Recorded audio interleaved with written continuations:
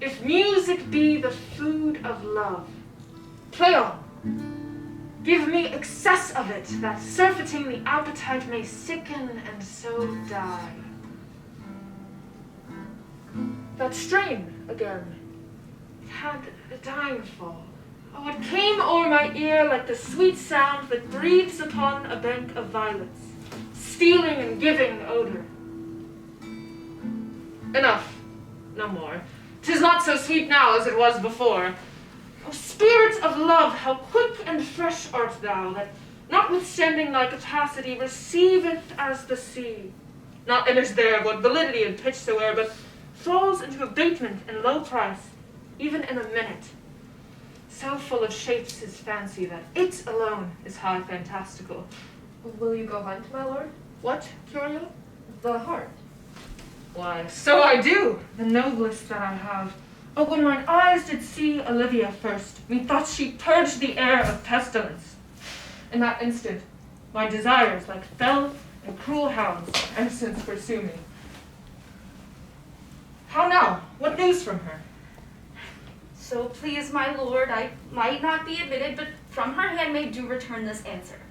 The element itself, till 7 years' heat, may not behold her face in ample view, but, like a cloistress, she will walk in water once a day her chamber round with eye-offending brine.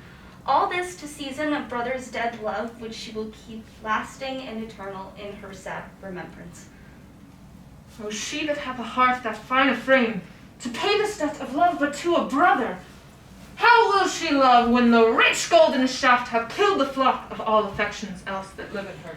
When liver, brain, and heart, these sovereign thrones, are all supplied, and fill her sweet perfections with oneself king. Away before me to sweet beds of flowers, love thoughts lie rich when canopied with bowers.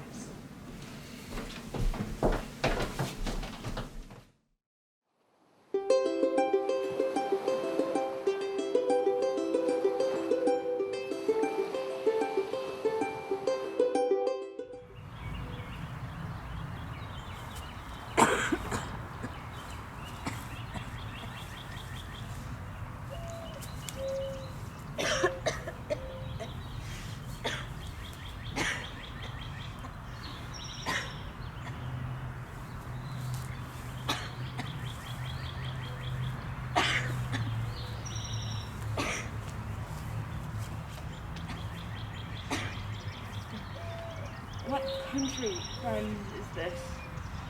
This is Illyria, lady. What should I do in Illyria? My brother, he is in Elysium. No, perchance he is not drowned. What say you, sailor? It is perchance that you yourself were saved. Oh, my poor brother! Perchance he may be. True, madam, and to comfort you with chance, assure yourself. After our ship did split, when you and those poor number saved with you hung on our diving boat, I saw your brother, provident in peril, bind himself, courage and hope both teaching him the practice to a mast that lived upon the sea, where, like Arion on the dolphin's back, I saw him hold acquaintance with the waves so long as I could see. Oh, for saying so, there is gold. My own escape unfolded to my hope, whereto thy speech serves for authority to the like of them. Knowest thou this country? Aye, madam, well, for I was bred and born not 3 hours' travel from this place. Who governs here? A noble duke, in nature as in name. What's the name? Orsino. Orsino! I have heard my father name him. He was a bachelor then. And so is now, or was so very late. For but a month ago I went from hence, and then 'twas fresh in murmur, as you know what great ones do, the less will prattle of, that he did seek the love of fair Olivia. What's she? A virtuous maid, the daughter of a count that died some 12 months since, then leaving her in the protection of his brother, who shortly also died. For whose dear love, they say, she hath abjured the company and sight of men. Oh, that I serve that lady and would not be delivered unto the world till I've made my occasion mellow what my estate is. That were hard to compass, because she will admit no kind of suit. No, not the Duke's.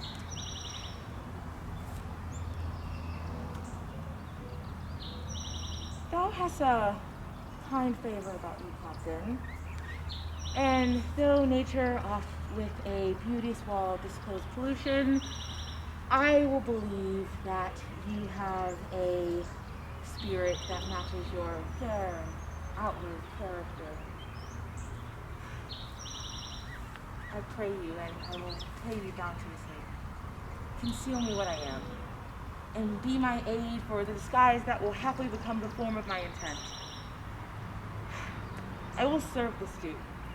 Thou shalt present me to him as a eunuch, and it will be worth thy pains, for I can sing and speak to him in many sorts of music to allow me worth his service. What may come to hap, I will commit. Only shape thy silence to my wit. Be you his eunuch, and you're mute, I'll be. When my tongue blags, then let my eyes not see. I thank thee. Lead me on.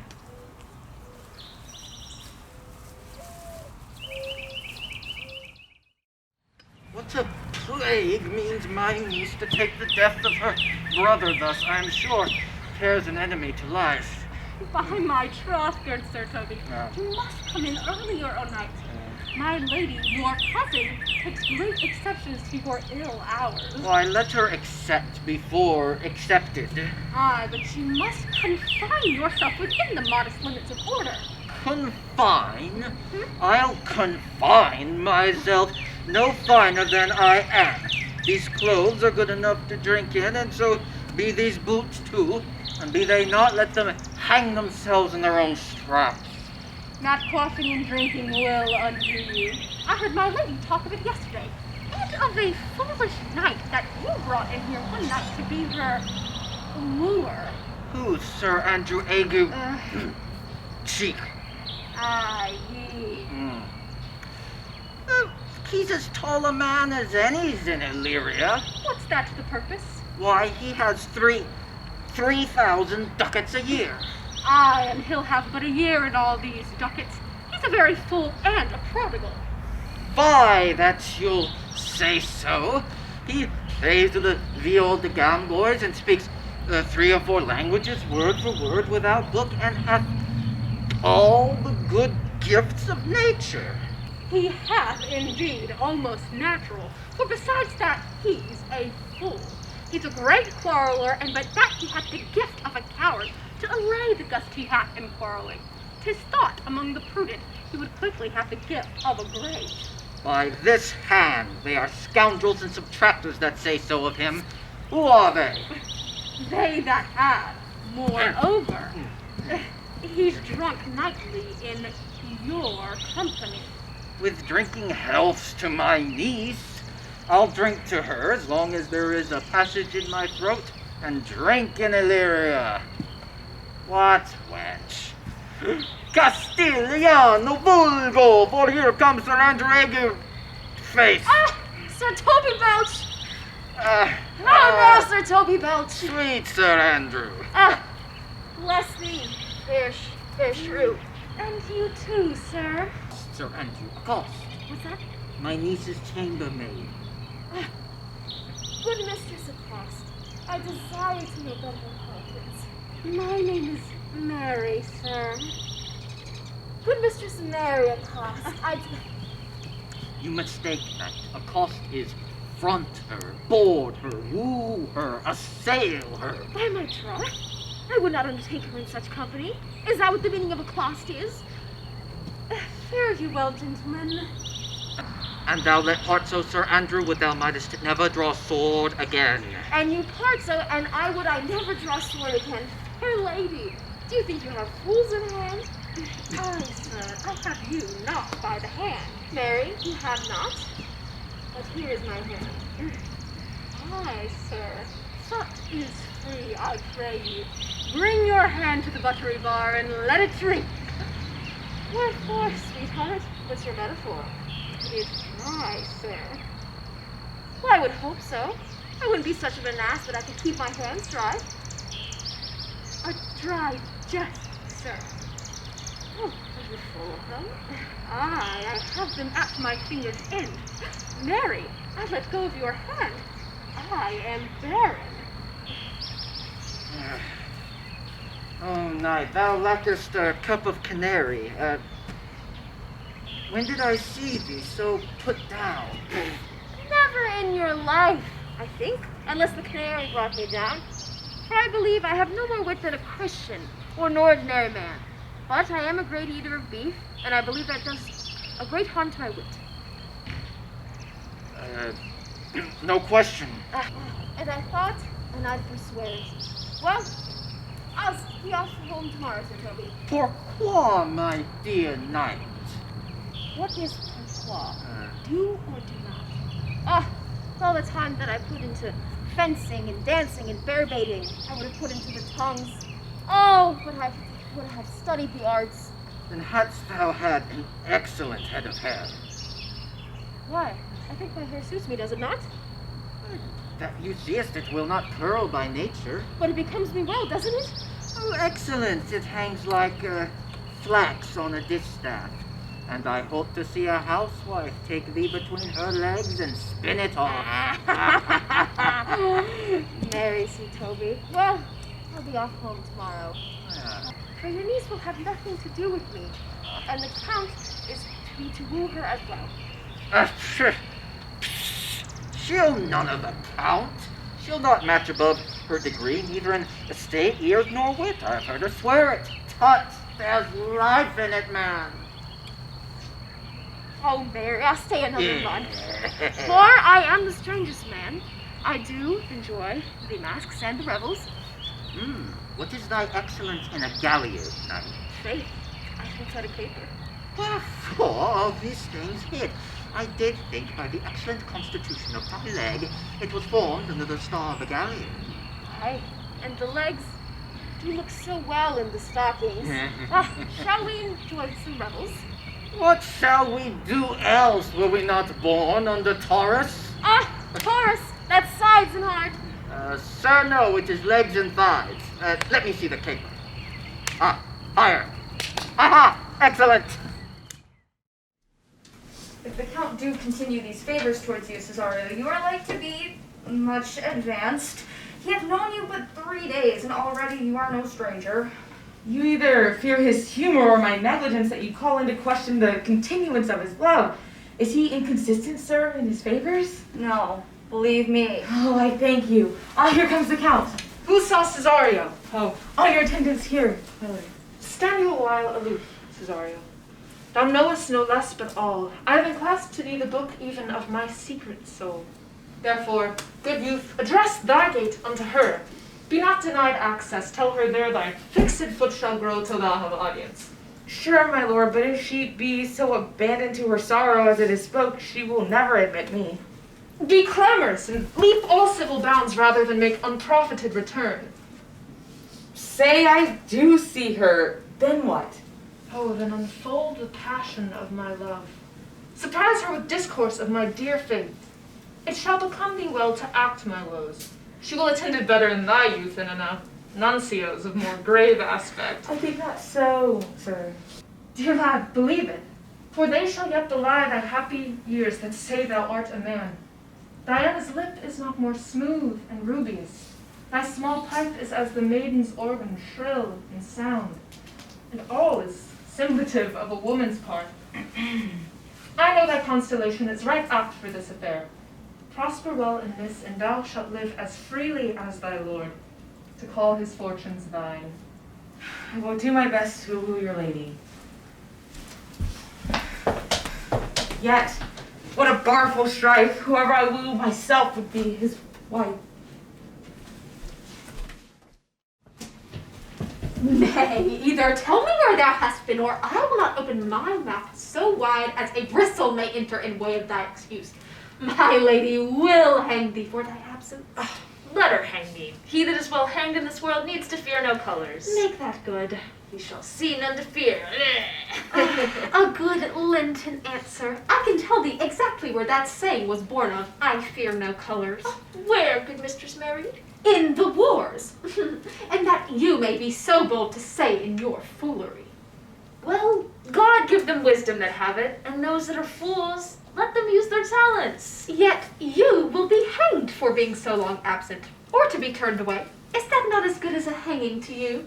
Many a good hanging prevents a bad marriage, and for the turning away, let summer bear it out.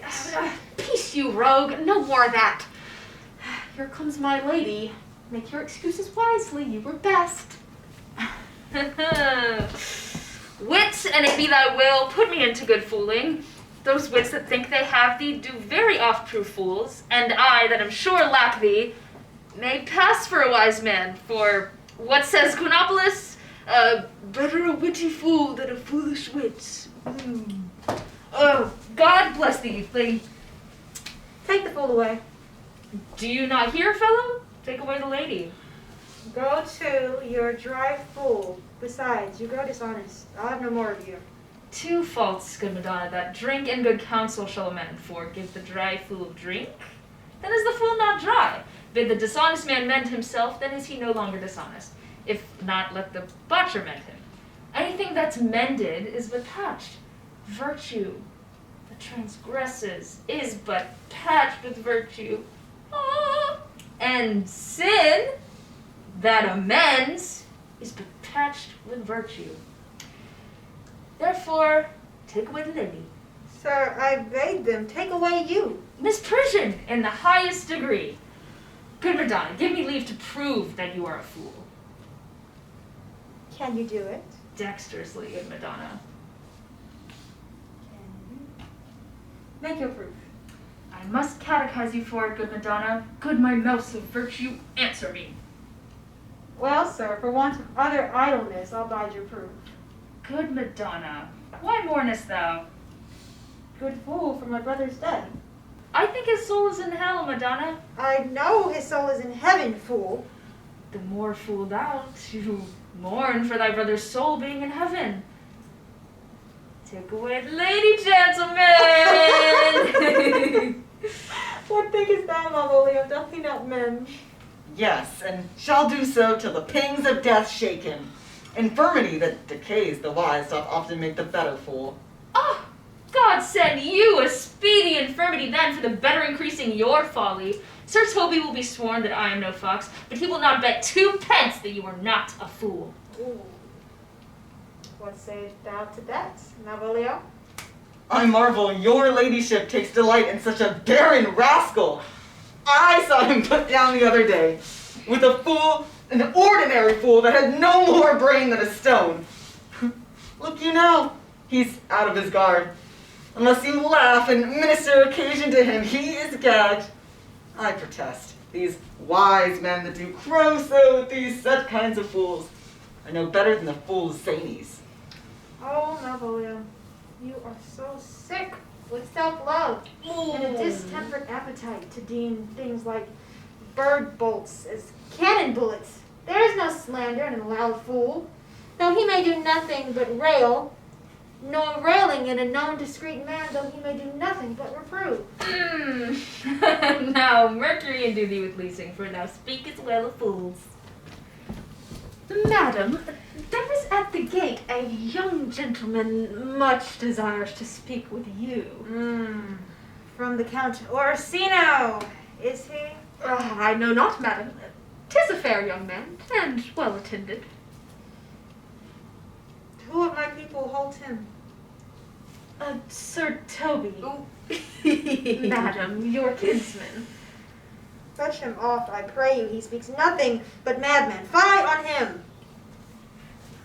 Go now, Malvolio. If it be a suit from the Count, I am sick, or not home, whatever you will to dismiss it.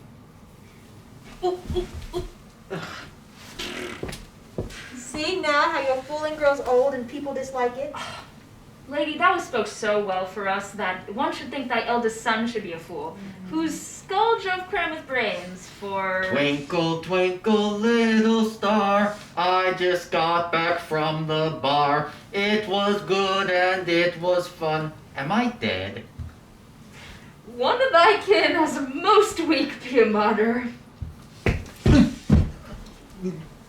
By mine honor, half drunk. What is he at the gate, cousin? A gentleman. A gentleman. What gentleman? 'Tis a gentle man here. Oh no, sort. Oh, good Sir Toby. Cousin. How did you come by this lethargy? Lethargy? I defy letter.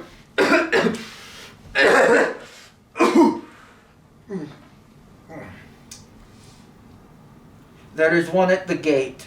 Aye. Mary, what is he? Oh, let him be the devil and he will. I care not. Have faith, say I. Well, it's all one. What is a drunken man like, fool? Like a fool, a madman, and a drowned man. One draught above heat makes him a fool, the second mads him, and the third drowns him. Well, go thee now and seek out the crowner for my cuz. He is in his 3rd degree of drink. He is drowned. Go see about him. He is but mad yet, and look how the fool shall deliver the madman. Yeah. Madam, yon young fellow swears he will speak with you. I told him you were sick. He takes on him to understand so much and therefore comes to speak with you. I told him you were asleep. He seems to have a foreknowledge of that too and therefore comes to speak with you. What is to be said to him, madam? He is fortified against any denial. Tell him he shall not speak with me. Has been told so. And he says he'll stand at your door like a sheriff's post and be the supporter to a bench. But he'll speak with you. What kind of man is he? Why, of mankind. What manner of man is he? Of very ill manner. He'll speak with you, will you or no? Okay. Of what years and personage is he? Not yet as old as a man, nor as young as a boy. He is very well favored and speaks very shewishly. One might think his mother's milk were scarce out of him. Call forth my gentlewoman. Let him approach. Gentlewoman, my lady calls. Throw my veil over my head. We'll hear the Count Orsino's embassy.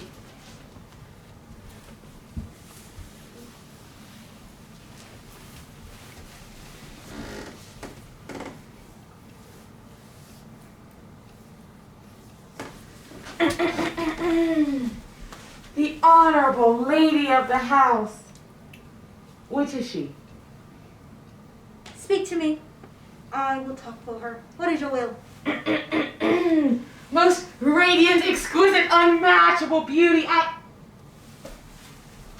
pray thee, tell me if this be the lady of the house, for I have never seen her, and I would be loath to cast away my speech, for besides that it is excellently penned, I have taken great pains to con it. Gentle beauties, let me sustain no scorn. I am very comfortable, even to the least sinister usage. Whence came you, sir? I can only answer what I have studied, and that question is out of my part. Good, gentle one, give me modest assurance that you are the lady of the house, that I may proceed in my speech. Are you a comedian? No, my profound heart, but by the fangs of malice I do swear I am not what I play. Are you the lady of the house? If I do not usurp myself, I am. Most certain if you are she, you do usurp yourself, for what is yours to bestow is not yours to reserve. But this is of my commission. I will on in a speech of your praise and deliver the heart of my message. Come to what in it is important. I forgive you the praise. Alas, I have taken great pains to study it. And 'tis poetical. is more likely to be feigned. I allowed your approach more to wonder at you than to hear you. I heard you were saucy at my gates. If you be mad, be gone. If you have reason, be brief. 'Tis not the time of moon with me to make such skipping a dialogue. Will you hoist sail, sir? Here lies your way. No, Swabber, I am here to hull a little longer. Some mollification for your giant. Tell me your mind. I am a messenger. Sure, you have some hideous matter to deliver, the courtesy of which is so fearful. Speak your office. My words are for you alone. I come bearing no overture of war, no taxation of homage. I hold the olive in my hand. My words are as full of peace as matter. Yet you began so rudely. What were you? What are you? The rudeness that hath appeared in me I have learned from my entertainment. What I am and what I would are as secret as maidenhead. To your ears, divinity. To others, profanation. Give us a place alone.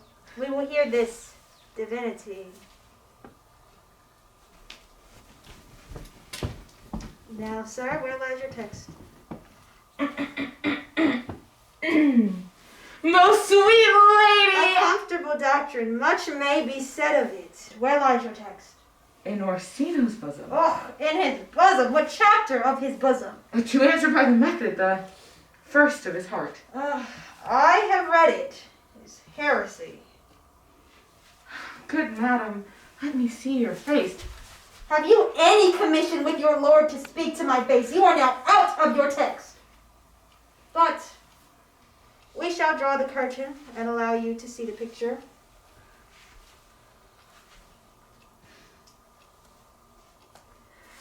Look you, sir.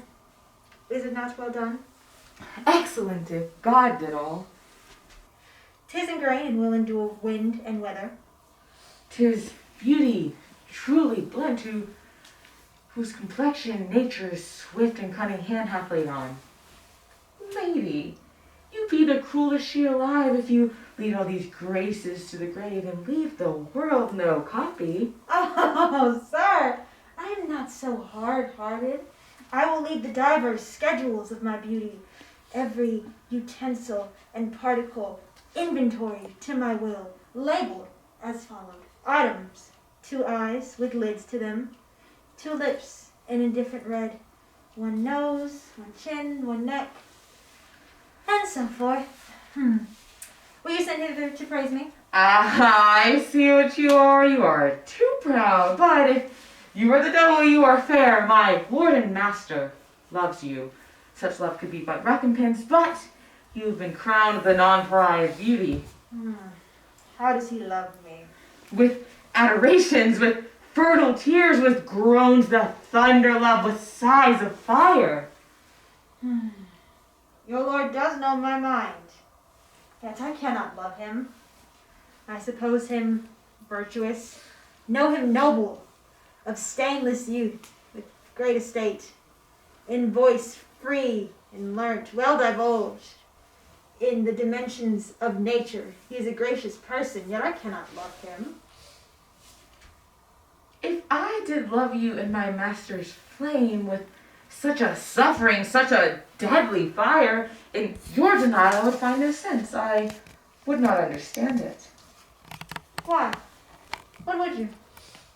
Make me a willow cabin at your gate, and call upon my soul within the house.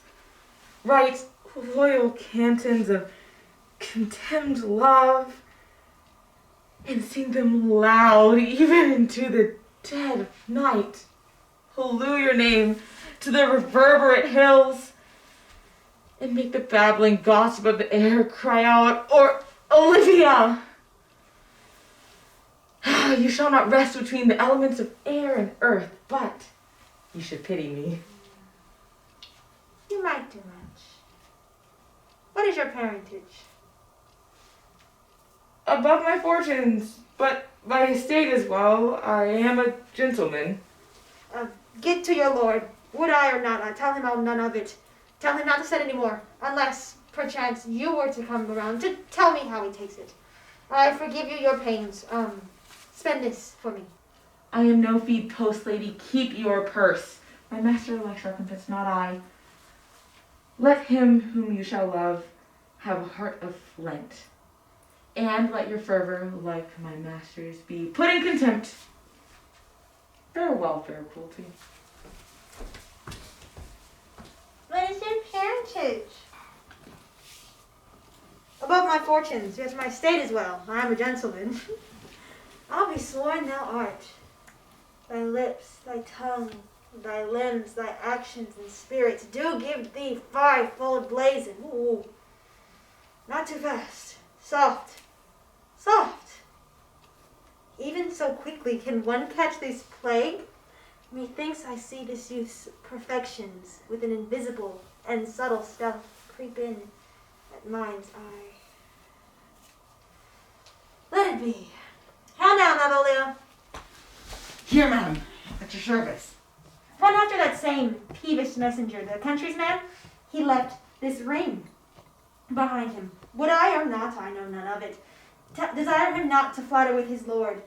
I'll tell him not to send. I'm not for him. But if that youth were to come here again, I'd give him reason for it. Hie thee, Malvolio. Madam, I will. I do. I not know what, yen fear to find mine eye too great a flatterer from my mind. Fate, show thy force. Ourselves we do not owe. What is decreed must be, and be this so. Will you stay no longer, nor will you not that I go with you? By your patience, no. My stars shine darkly over me. The malignancy of my fate may somehow distemper yours. Therefore, I crave of you your leave. It were a bad recompense to lay me my troubles on you. Let me yet know of you whither you are bound. Oh, no sooth, sir. My determinate voyage is mere extravagancy.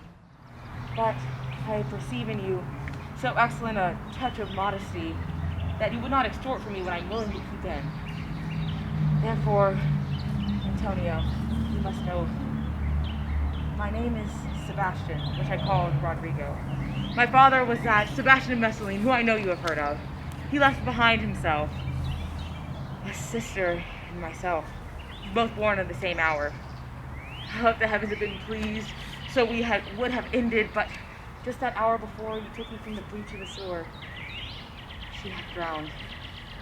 Alas, the day. A lady, sir, was many regarded to resemble me, but was also regarded as beautiful. She is drowned already in salt water, yet I seem to drown her remembrance again with you. Pardon me, sir, your poor entertainment. Poor Antonio, forgive me your trouble. If you will not murder me for my love, let me be your servant. If you will not undo what you have done, that is, kill whom you have recovered, desire it not. Fare you well. I am bound to the Count Orsino's. Farewell. May the gentleness of the gods go with thee. I have many enemies in Orsino's court, else I would very shortly see thee there. But I adore thee so that danger shall see sport, and I will go.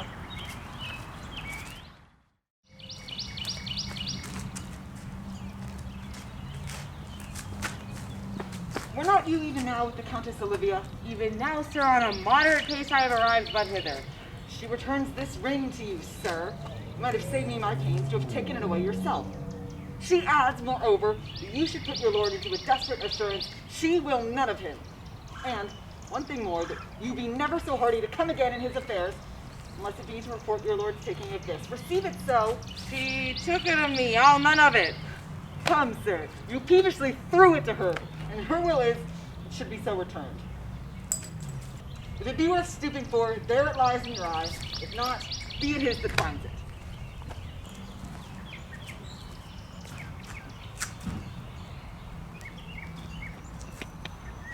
I left her no ring. What means this lady? Fortune forbid my outside not have charmed her.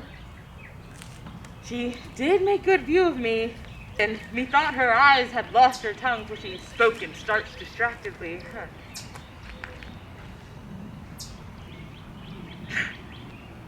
She loves me.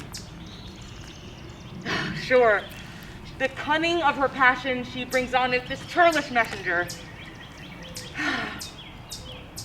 None of my master's ring, for he left her none. I am the man, if it be so as 'tis. Oh, poor Olivia. She were better to love a dream. How will this badge? My master loves her dearly, and I fond as much on him. And she, mistaken, seems to dote on me. Ah, poor monster, what will become of this? As a man, I am desperate for my master's love, and as a woman, and now the last day. What thriftless sigh shall poor Olivia breathe?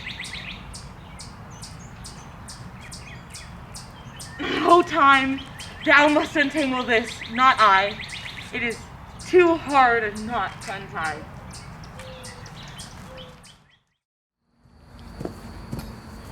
Approach, Sir Andrew. Not to be abed after midnight is to be up betimes, and diculo solgere, thou knowest. Nay, nay, I know not. For I do know, to be up late is to be up late. A false conclusion. I hate it as an unfilled can. Oh, to be up after midnight, and to go to bed then, is early. So that to go to bed after midnight is to go to bed betimes. Does not our life consist of the 4 elements? Faith, it does.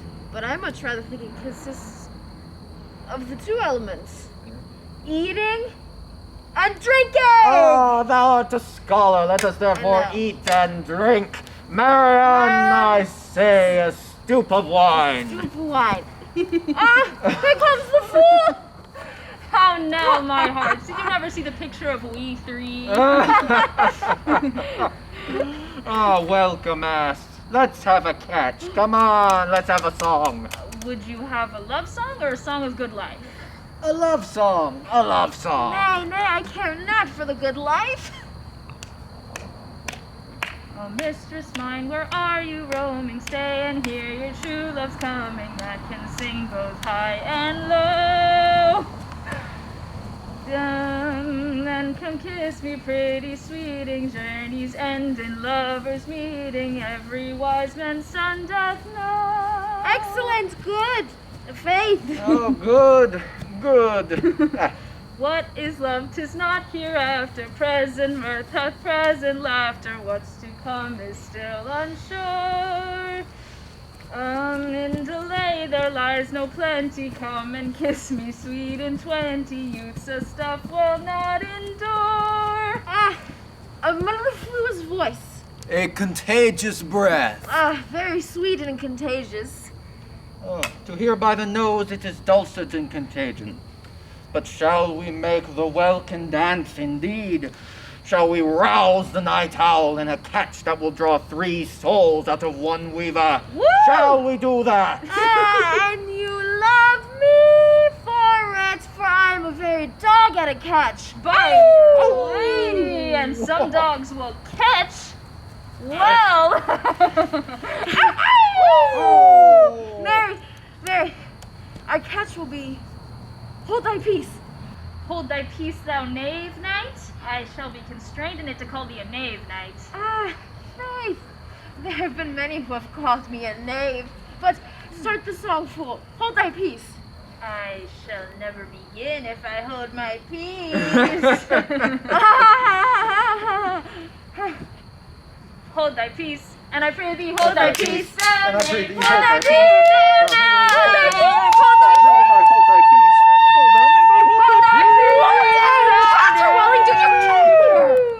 If my lady have not called up her steward Malvolio and bid him turn you out of doors, never trust me. My masters, are you mad? Or what are you? Have you no wit, manners, nor honesty, but to gabble like tinkers at this time of night? No, steaming an alehouse of my lady's house to squeak out of your cozier catches without any mitigation or remorse of voice? Is there no respect of place, persons, or time in any of you? We did keep time, sir, in our catches. Hold thy peace, and I pray thee hold thy peace. Standing, Sir Toby, I must be round with you. My lady bade me tell you that although she harbors you as her kinsman, she is nothing allied to your disorders. If you can separate yourself and your misdemeanors, you are welcome to the house. If not, and it would please you to take leave of her, she is very willing to bid you farewell. Farewell, dear heart, since I must needs be gone. His eyes do show his days are almost done. Is it even so?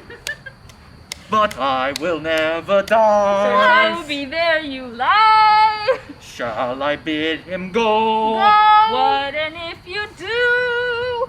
Shall I bid him go and spare not? No, you dare not. Out the tune, sir, ye lie. Art any more than a steward? Dost thou think because thou art virtuous, there shall be no more cakes and ale? Again, yes, by Saint Anne, and ginger shall be hot in the mouth too. Thou art in the right. Go, sir, rub your chain with crumbs. A stoop of wine, Maria. A super wine. Mistress Mary, you prize my lady's favor and anything more than contempt. You would not give means for this uncivil rule. She shall know of it by this hand. Shake your ears. To as good a deed as any, as to drink when a man's a-hungry, or to challenge him in the field and then break promise of it. Oh, do it tonight. I'll write thee a challenge or deliver thy indignation by word of mouth. I will do it. Well, if not. Right. Sweet Sir Toby, be patient for tonight. For the youth of the Counts was today with my lady. She is much out of quiet. For Monsieur Malvolio, let me alone with him. If I do not gull him into a nay word and make some common recreation of him, do not think I have wit enough to lie straight in my bed. I know I can do it. Possess us, tell us something of him. Mary, sir, sometimes he is a kind of Puritan. Oh, if I'd known that, I'd beat him like a dog! Woo! What? For being Puritan, thy exquisite reason, dear knight? I have no reason. I have reason good enough. The devil a Puritan that he is, or anything constantly but a time pleaser, an affectioned ass that cons state without book, and utters it by great swarts, so crammed as he thinks with excellencies that it is his grounds of fate that all look on him, love him, and on that vice will my revenge find notable cause to work. What wilt thou do? I will drop in his way some obscure epistles of love, wherein by the color of his beard, the shape of his leg, the manner of his gait, the expression of his eye, his forehead and complexion, he shall find himself most feelingly personated.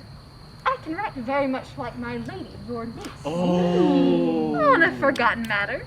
We can hardly make distinction of our hands. Excellent.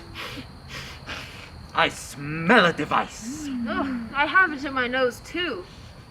He shall think by the letters thou wilt drop that they come from my niece, and that she's in love with him. My purpose is, indeed, a horse of that color. And that horse shall make him an ass! Oh! I doubt not. Oh, 'twill be admirable! Sport royal, I warrant you. I know my physic will work with him. I will plant you two, and let the fool make a third. where he shall find the letter. Observe his construction of it. For this night, to bed, and dream on the event. Farewell. Before me, she's a good wench. She's a beagle, true bred, and one who adores me. What of that? I was adored once, too.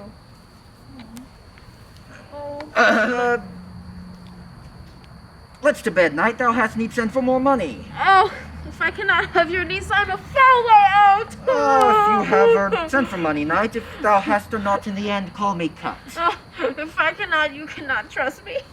Yes, let's go burn some sack. It's too late to go to bed now. Come, knight, come. Okay.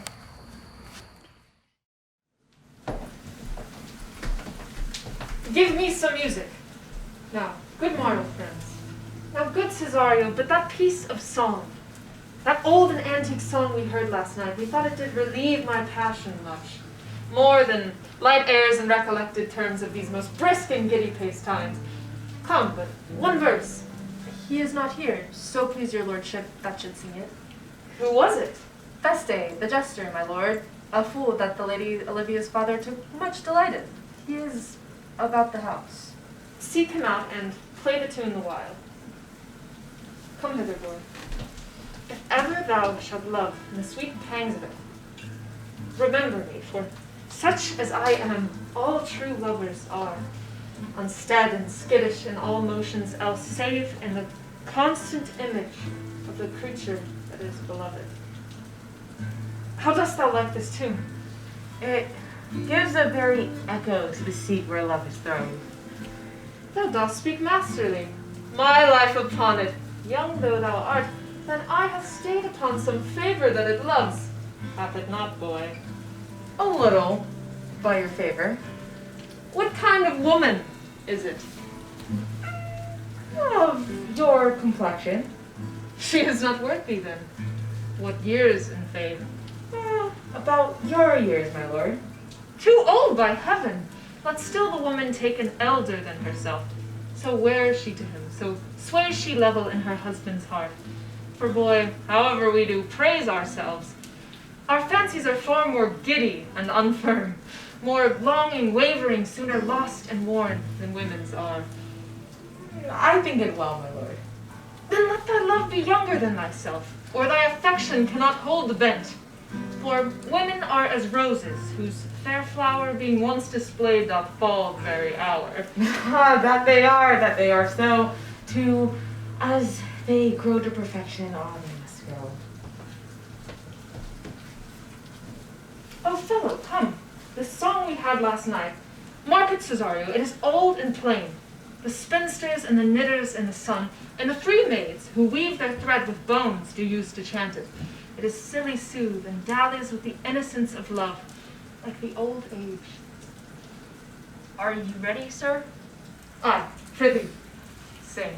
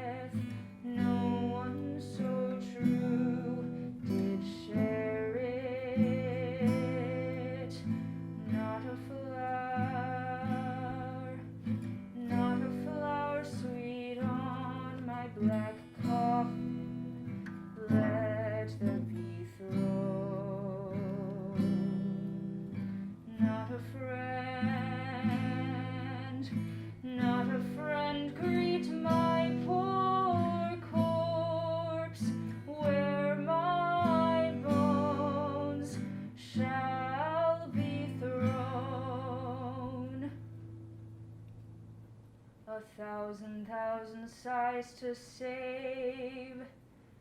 Lay me where sad true love ne'er find my grave. To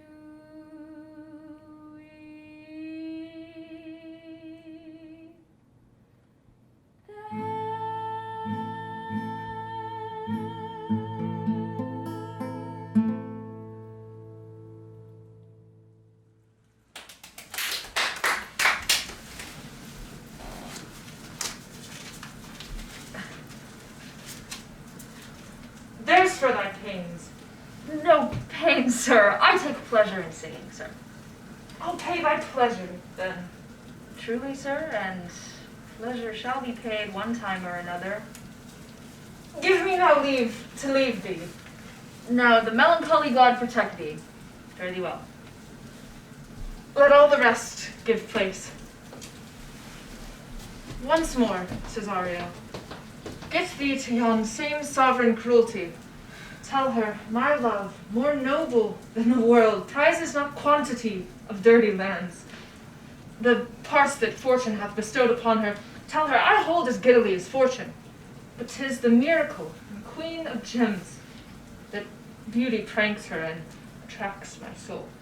But if she cannot love you, sir, I cannot be so answered. soothe but you must. Say there is someone, as there might be, who hath for your love as great a pang of heart as you have for Olivia. You cannot love them. You must tell them so. Must they then not be answered? There is no woman's sides can vie the beating of so strong a passion that love doth give my heart.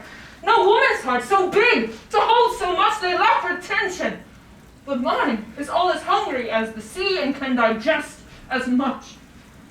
Make no compare between that a woman can bear me and that I owe Olivia. Aye, but I know. What dost thou know? Too well what love women to men may owe. In faith they are as true of heart as we. My father had a daughter loved a man. As it would be, perhaps, if I were a woman, I should, your lordship. And what's her history? A blank, my lord.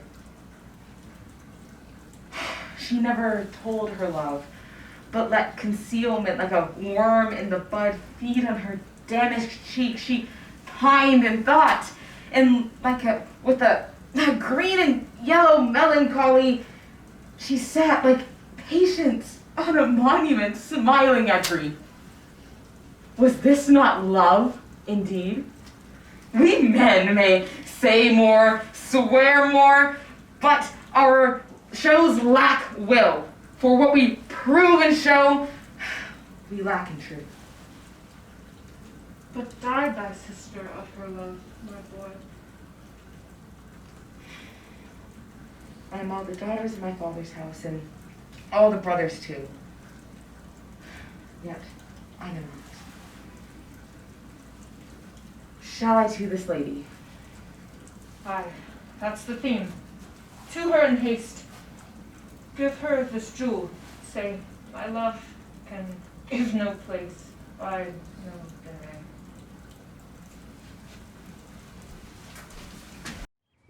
Come thy way, Signor Fabian. Nay, I'll come. If I lose a scruple at this sport, let me be boiled to death with melancholy. Wouldst thou not be glad to have the rascally sheep biter come by some notable shame? I would exult, man. You know he brought me out of favor with my lady about a bear baiting cure. To anger him, we'll have the bear again, and we shall fool him black and blue. Shall we not, Sir Andrew? And we shall not burden pity of our lives. Ah, here comes the little villain. Get ye all three into the box tree. Malvolio is coming down this wall. He has been in the sun this half hour practicing his behavior to his own shadow. Observe him for the love of mockery. For I know this will make a contemplative idiot of him. Close, in the name of jesting, you'll lie together.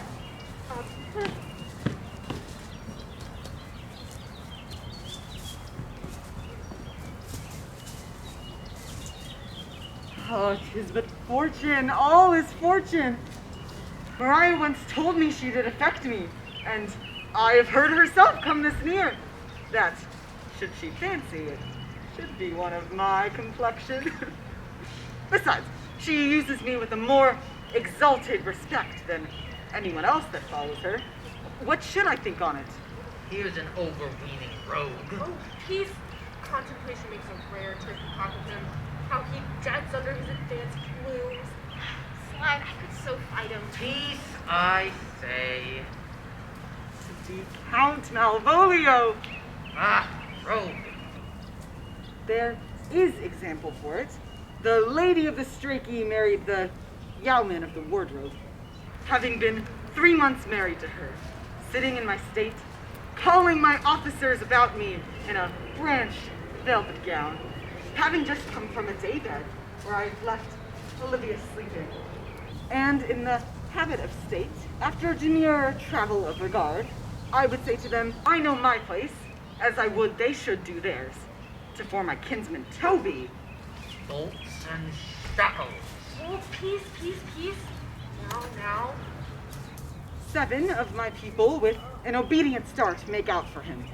I frown the while. Perchance wind some watch or play with some rich jewel. Toby approaches, courtesies there to me.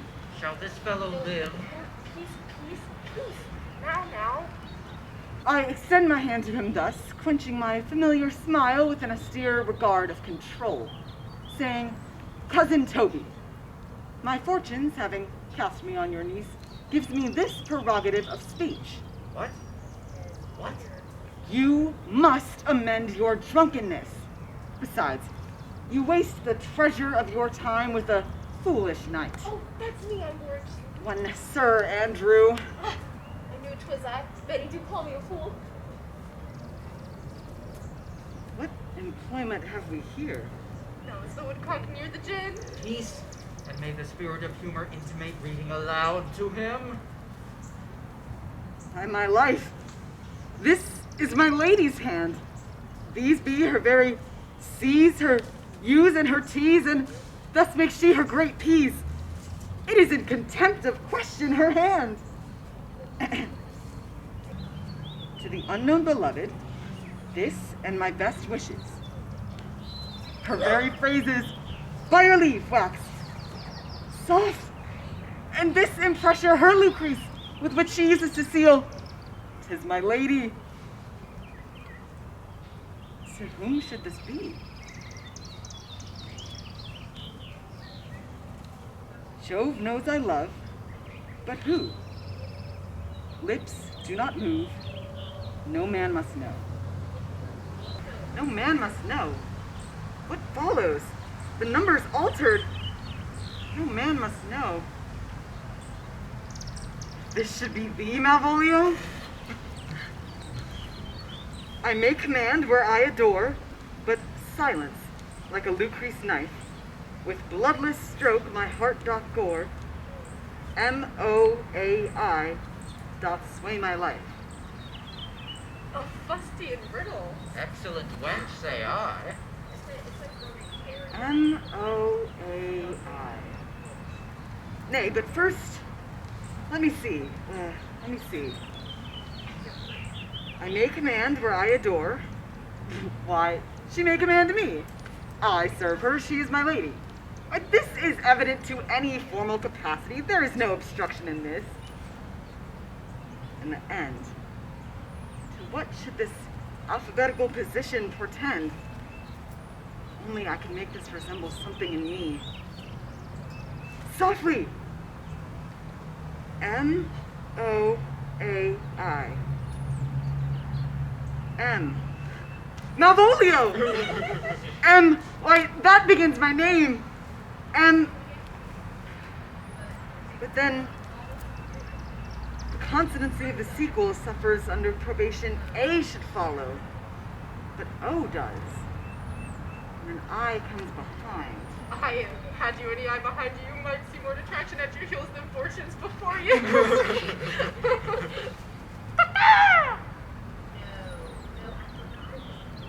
MOAI.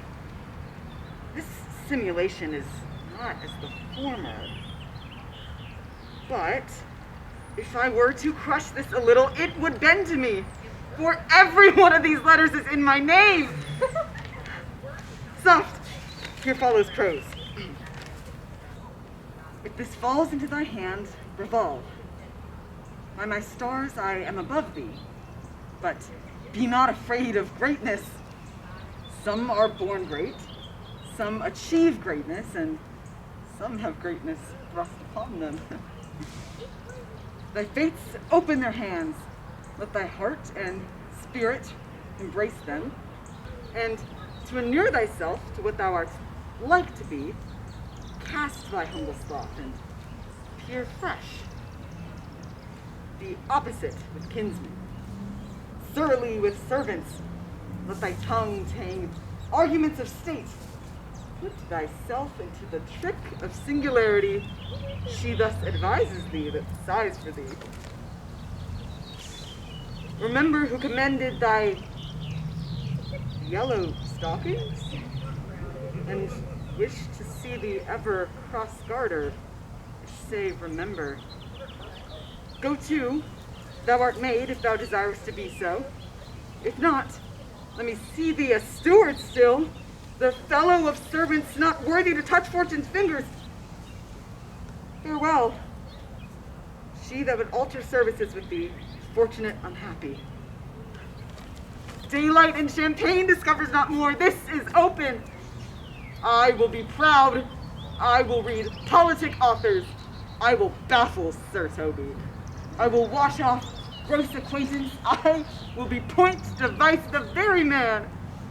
I do not now fool myself to let imagination jade me, for every reason excites to this, that my lady loves me. I thank my stars I am happy. I will be strange, stout, in yellow stockings and cross-gartered, even with the swiftness of putting on.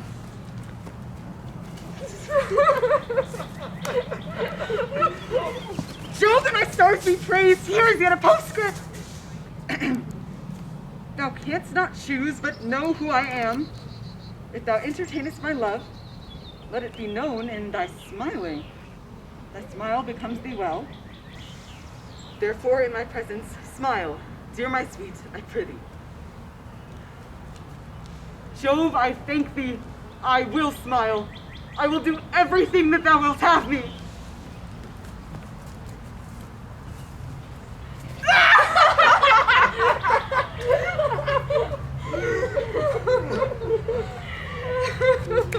I will not give my part in this for a pension of thousands to be paid from the Sophie.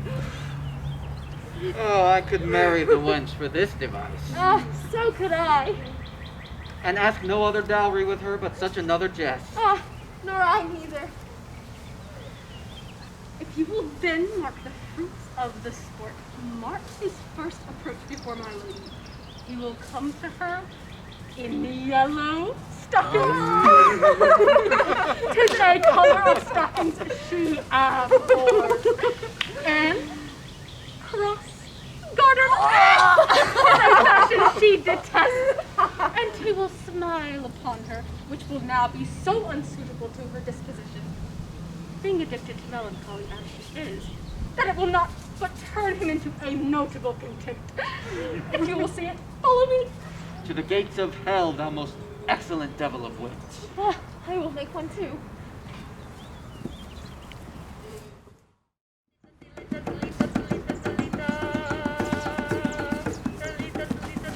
Say thee, friend, and thy music, dost thou live by thy tabor? No, sir, I do live by the church. Oh, art thou a churchman? No, such matter, sir. I do live by the church, for my house doth stand by the church, and I do live in my house.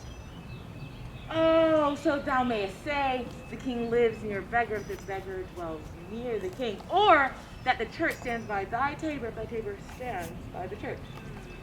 You have said, sir. See this age, a sentence is but a cheverel glove to a good whip, how quickly it may be turned outwards. Nay, that's certain. Those who dally nicely with words are quick to make them wanton. I would therefore my sister had no name, sir.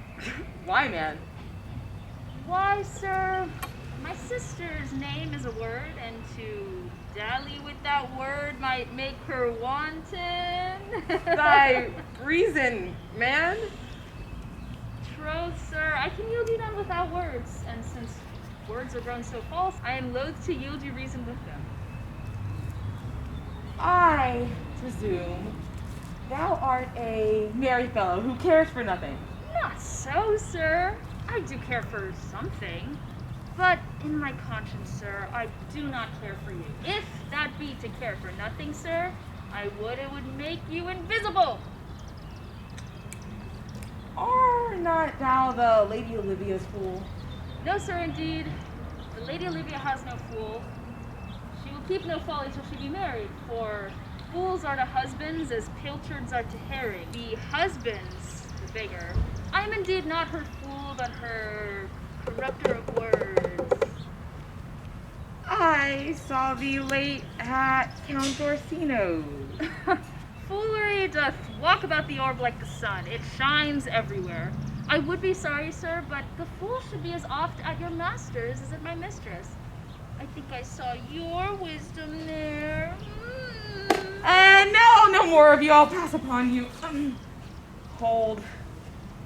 There's payment for thee. Now Jove and his next commodity of hair send thee a beard. By my troth, I am sick for one myself. Is thy lady within?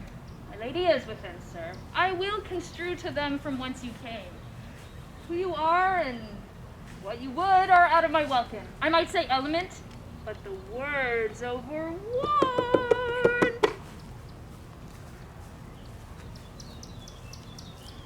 Most excellent, unmatchable beauty, the heavens rain odors on you. My matter hath no voice but to your own pregnant, most foul-shaped ear. Give me your hand. My duty and most humble service. What is your name? Cesario is your servant's name, madam, fair princess. My servant. 'Twas never merry word since lowly fading became compliment. Your servant to the Count Orsino, you. And he is yours, his must needs be yours. Your servant is your servant, madam. For his thoughts, well, I would rather them be filled with blanks than of me. Madam, I come to whet your thoughts on his behalf. Oh, by your leave, I pray you, I beg you never speak of him again. I would rather you take up another suit than to hear you solicit the music of those spheres. Here, lady, I beseech you. After your last enchantment here, I did send after you a ring in chase of you, and in doing so abuse myself, my servant, and I fear me, you. I sit under your hard constructions to put upon you in a most shameful cunning, of which you knew none of. What would you think? Have you not already put mine honor at the stake with all the baited and unmuzzled thoughts that tyrannous heart can think? What say you? A cypress, not a bosom hideth my heart. Let me hear you speak. I pity you. That is a degree to love. No, not a grise. 'Tis very oft we pity enemies. Oh, well, then methinks 'tis time to smile. How apt the poor are to be proud. Methinks 'tis better to fall prey to the lion than the wolf.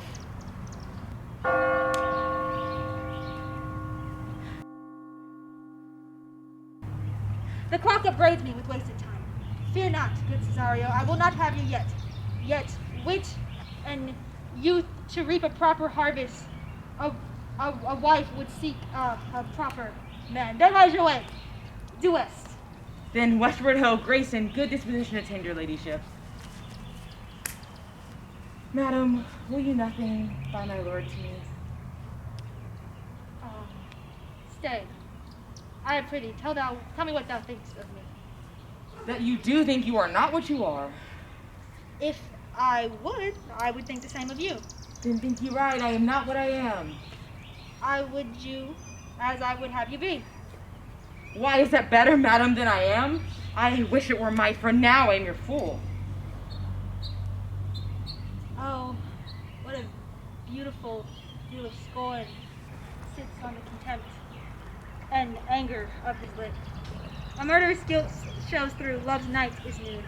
Cesario, by the flowers of spring, by maidenhood, honor, truth, and everything, I love thee. Margaret, all pride, no wit, no reason can my passion hide. Do not find reason to extend this clause. I woo, therefore thou hast no cause. For reason sought and reason's fetter, love sought, good, but given unsought, better. By innocence I swear, and by my youth I have one heart, one bosom, and one truth, and no woman has, nor never none shall ever be mistress of it, save I alone. And so adieu, good madam. Nevermore shall I my master's heart to you deplore. Yet, come again when thou mayest move that heart, which now pours his life to love.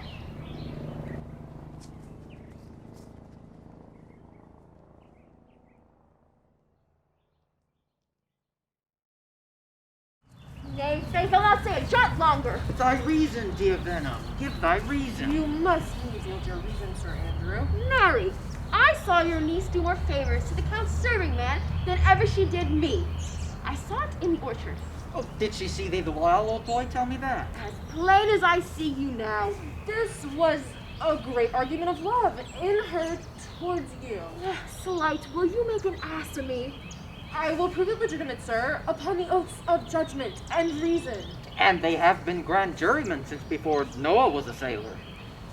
She did show favor to the youth in your sight only to exasperate you, to awake your dormouse valor, to put fire in your heart and brimstone in your liver. You should then have accosted her, and with some excellent jests, fire new from the mint, you should have banged the youth into dumbness. This was looked for at your hand, and this was balked. The double guilt of this opportunity you let time wash off and are now sailed into the north of my lady's opinion, where you will hang like an icicle on a Dutchman's beard, unless you do redeem it by some laudable attempt, either of valor or policy. And speak other way, it must be valor, for policy I hate. I'd at least be a browness rather than a politician. Build me thy fortunes upon the basis of valor. Challenge me, the Count's youth, to fight with him. Hurt him in 11 places. My niece shall take note of it, and assure thyself there is no love broker in the world can more prevail in man's commendation with woman than report of valor. There is no way but this, Sir Andrew. Will any of you bear me a challenge? Go, write it in a martial hand. Be cursed and brief. It is no matter how witty, so it be eloquent and fun of invention. Taunt him with the license of ink. If thou thou'st him some thrice, it shall not be amiss. And as many lies as will lie in thy sheet of paper, though the sheet were big enough for the bed of ware in England, set 'em down. Go about it. Oh, let there be gall enough in thy ink, though thou write with a goose pen, no matter. About it.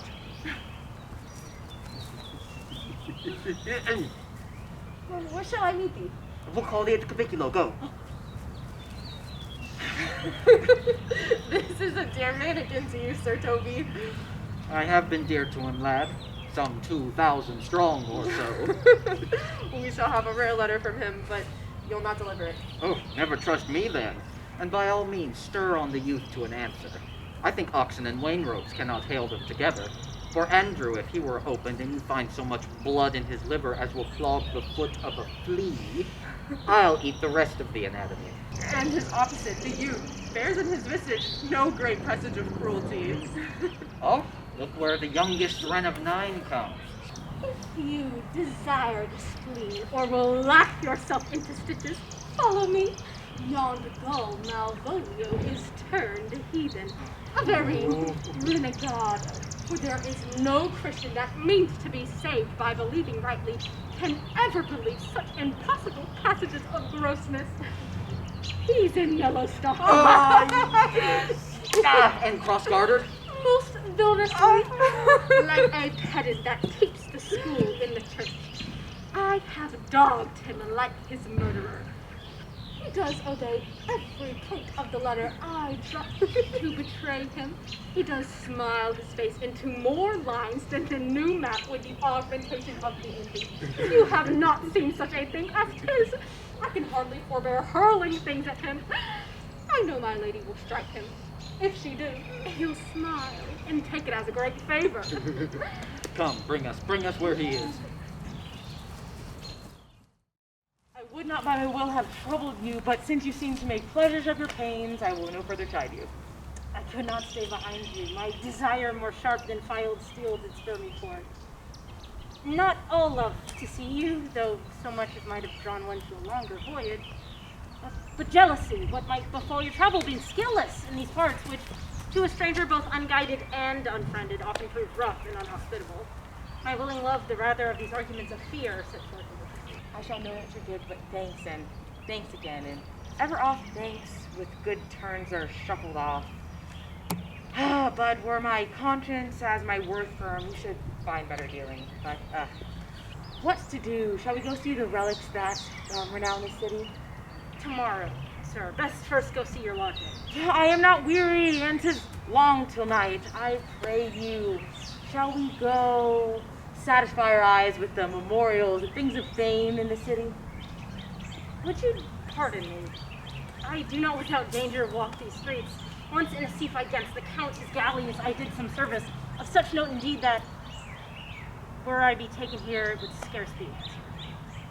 Belike you slew a great many of his people.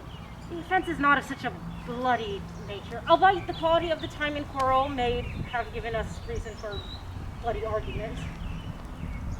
It may have since been answered in repaying what we took from them, which for traffic's sake most of our city did, only myself still now. For which if I be lapsed in this place, I shall pay. Do not walk so open then. It doth not fit me. Hold, sir, here's my purse. In the south suburbs at the Elephant is best to lodge. I will bespeak our diet whilst you beguile the time and feed your knowledge with viewing of the town. There shall you have me. Why I, your purse? Haply your eye should light upon some toy you have desired to purchase, and I think your stores are not for idle markets, so. I will make leave of you for an hour and see you later. To the Elephant. I do remember. I have sent after him. He says he'll come. What shall I feast him? What house shall I bestow him? Love is often begged and bought and borrowed. I speak too loud. Where is Malvolio? Well, he is sad and civil, a servant good fit for my fortunes. Where is Malvolio? He is coming, madam, but in a very strange manner. He is sure possessed, madam. Oh, what's the matter? Does he rave? No, madam. He does nothing but smile. Your ladyship were best to have some guard about you if he come, for sure the man is tainted in his wits. Bring him hither. I am as mad as he, if sadness and merry madness equal be. Sweet lady, home! Smilest thou, I sit upon thee on a sad occasion. Sad? I could be sad. This caused some obstruction in the blood, this cross-gartering, but what of it? If it please the eye of one, it is, as the very well sonnet says, please one and please all. Why, how dost thou mad? Are thou not mad? Not black in my mind, though yellow in my legs. It did come to him, and command shall be executed. I think we do know the sweet Roman hand. Oh, wilt thou go to bed, Malvolio? To bed? Aye, sweetheart, and I'll come to thee. How do you, Malvolio? At your request. Yes, nightingales answer daws. Why appear you with this ridiculous boldness before my lady? Be not afraid of greatness. 'Twas well writ. What meanest thou by that? Some are born great. Some achieve greatness. What sayest thou? And some have greatness thrown upon them. Heaven restore thee. Remember who commended thy yellow stockings. Oh, yellow stockings. And wish to see thee ever cross-gartered. Cross. gartered. Go to, thou art made if thou desirest to be so. I am maid? And if not, let me see thee a steward still. Why, this is very midsummer madness. Madam, the young gentleman of Count Orsino's is returned. I can hardly entreat him back. He attends your ladyship's pleasure. Let him approach. Good Mariah, let this fellow be looked to. Where is my cousin Toby? Let some of my people have special care of him. I will not have him miscarry for half of my dowry. Oh, do you come near me now? No worse man than Sir Toby to look to me. This concurs directly with the letter. She sends him on purpose, that I may appear stubborn to him, for she incites it out in the letter. Cast thy humble slough, says she. Be opposite with kinsmen, surly with servants. Let thy tongue tang arguments of state. Put thyself into the trick of singularity, and consequently sets down the manner how, as with a sad face, a reverend carriage, a slow tongue, in habit of some sir of note, and so forth. I've limed her, but it is Jove's doing. Let Jove make me thankful. And when she went away now, let this fellow be looked to. Fellow!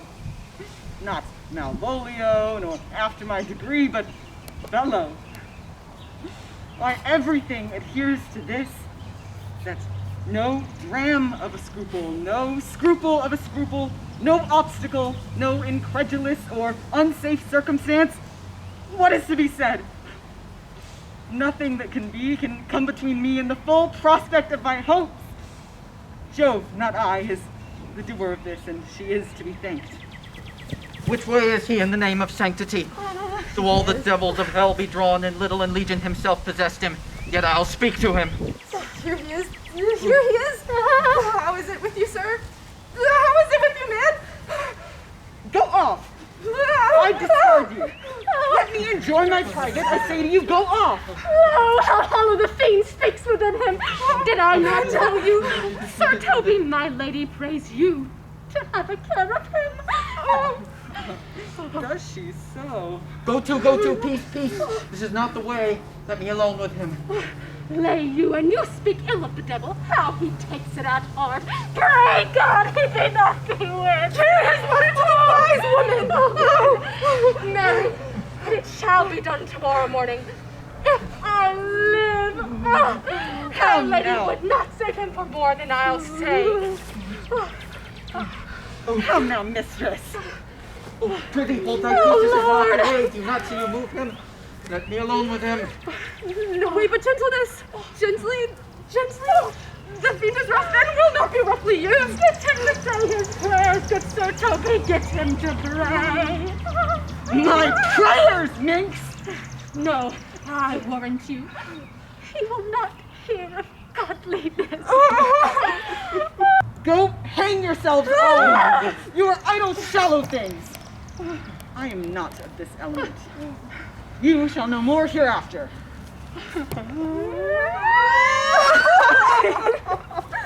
Is it possible? If this were played upon a stage now, I could condemn it as an improbable fiction. His very genius hath taken the infection of the device, man. Nay, pursue him now, lest the device take air and taint. Why, we shall make him mad indeed. The house will be quieter.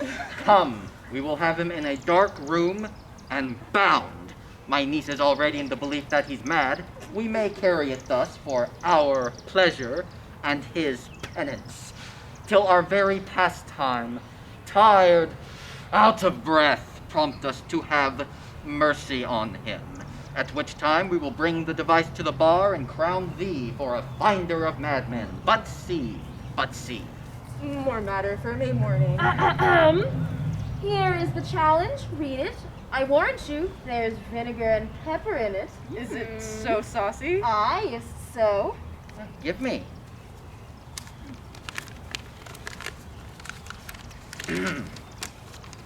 Youth whatsoever thou art but a scurvy fellow. good and valiant. Wonder not nor admire not in thy mind why I do call thee so, for I will show thee no reason for it. A good note. That keeps you from the blow of the law.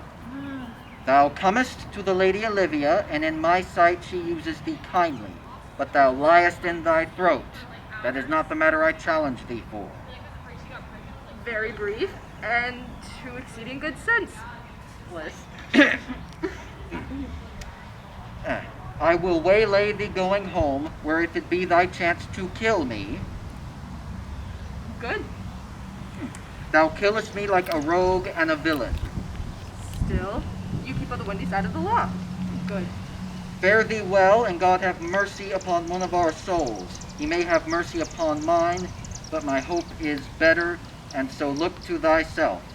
Thy friend, as thou usest him, and thy sworn enemy, Andrew Aguecheek. Oof. If this letter move him not, his legs cannot. I'll give it him. You may have very fit occasion for it, for he's now in some commerce with my lady, and will by and by depart. Oh, go, Sir Andrew, scout me for him at the corner of the orchard like a bum bailey. So soon as ever thou seest him, draw. As thou drawest, swear horrible. For it oft comes to pass that a terrible oath with a swaggering accent sharply twanged off gives manhood more approbation than ever proof itself would have earned him. Away. Hey, let me alone for swearing. I-D-R. Andrew. Now will not I deliver his letter. The behavior of the young gentleman gives him out to be of good capacity in breeding. His employment between his lord and my niece confirms no less. Therefore, this letter, being so excellently ignorant, will breed no terror in the youth. He will see that it comes from a clodpole. But, sir, I will deliver his challenge by word of mouth. Set upon Aguecheek a notable report of valor, and drive the young gentleman, as I know his youth will aptly receive it, into a most hideous rage of his strength, skill, fury, and impetuosity. This will so fright them both, they will kill one another by the look, like cockatrices. Oh, here he comes. Go presently after him. God save thee, gentlemen. And you, sir. The defense thou hast, betake thee to it. Of what nature the wrongs are thou hast done him, I know not. But thy interceptor, full of despite, bloody as the hunter, awaits thee at the orchard end. Dismount thy tuck, be yere in preparation, for thy assailant is quick, skillful, and deadly. You mistake me, sir. I am sure no man hath any quarrel to me. My existence is free and clear of any image of offense done to any man. You'll find it otherwise, I assure you. Therefore, if you hold your life at any price, betake you to your guard, for your opposite hath in him what youth, strength, skill, and wrath to furnish man withal. I pray you, sir. What is he? He is Knight, dubbed with unhatched rapier and on carpet consideration, but he is a devil in private brawl. Souls and bodies hath he divorced 3, and his incensement at this moment is so implacable that satisfaction can be none but by pangs of death and sepulchre. Hobnob is his word. Give it or take it. I will return into the house and desire some contact of the lady. I am no fighter. I have heard of some kind of men who put quarrels on others purposely to taste their valor. Be like this a man of that work? Sir, no. His indignation derives itself out of a very competent injury. Therefore, on and give him his desire.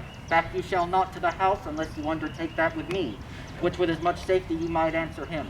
Therefore, on, or strip your sword stark naked, for metal you must, that's certain, or forswear to wear iron about you. Oh, this is as uncivil as strange. I beseech you, do me this courteous office as to know of the knight what my offense to him is. It is something of my negligence, nothing of my purpose. I will do so. Signor Fabian, stay you by this gentleman till my return. Oh, pray you, sir, what know you of this matter? I know that the knight is incensed against you, even to a mortal arbitrament, but nothing of the circumstance more. What manner of man is he? Nothing of that wonderful promise to read him by his form, as you are like to find him in the proof of his valor. He is indeed, sir, the most skillful, bloody, and fatal opposite you could possibly have found in any part of Illyria. Will you walk toward him? I will make your peace with him if I can. I shall be bound to you for it. I am one who'd rather go with Sir Priest than Sir Knight. I care not who knows so much of my mettle. Why, man, he's a very devil. I have not seen such a farrago. Oh, Coxon, I'll not meddle with him. Aye, but he will not now be pacified. Fabian can scarce hold him yonder. Oh, play gods. If I had known he was so valiant and cunning and fence, seen him, I'll damn near have challenged him. Mary, I'll let the matter slip. I'll give him my horse, great Castellet. I'll make the motion. Stand here, make a good show on it. This shall end without perdition of souls.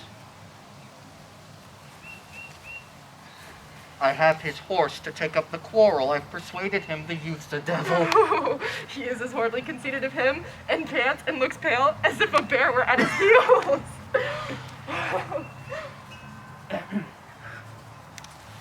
There's no remedy, sir. He will fight with you for his oath's sake. Marry, he hath better bethought him of his quarrel, and finds that now scarce to be worth talking of. Therefore, draw to the supportance of his vow. He protests he will not hurt you. Oh, pray God, defend me. A little thing will make me tell them how much I lack of a man. Give ground if you see him furious. Oh, come, Sir Andrew, there's no remedy. Gentleman will, for his oath's sake, have one bout with you. He cannot by the duello avoid it. But he has promised me, as he is a soldier and a gentleman, he will not hurt you. Come on, to it. Oh, pray God he keep his oath. I do assure you, 'tis against my will. Come on, come on. Come on, go for the spleen. The spleen's great. Yes. Someone use your You're sword. almost there. You have to use it. Oh. Just make him cut. Okay, look. Oh!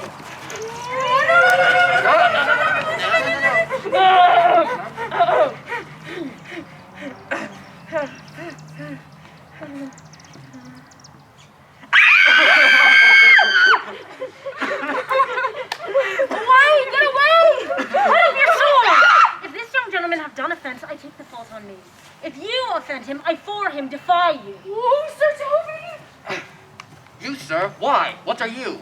One, sir, that for his love dares yet do more than you have heard him brag to you he will.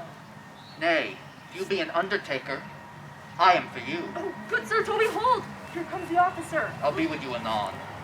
Hey, you, sir, put your sword away, if you please. Marry, sir, I will. And I am a man of my word. You shall have him, and he shall ride easy.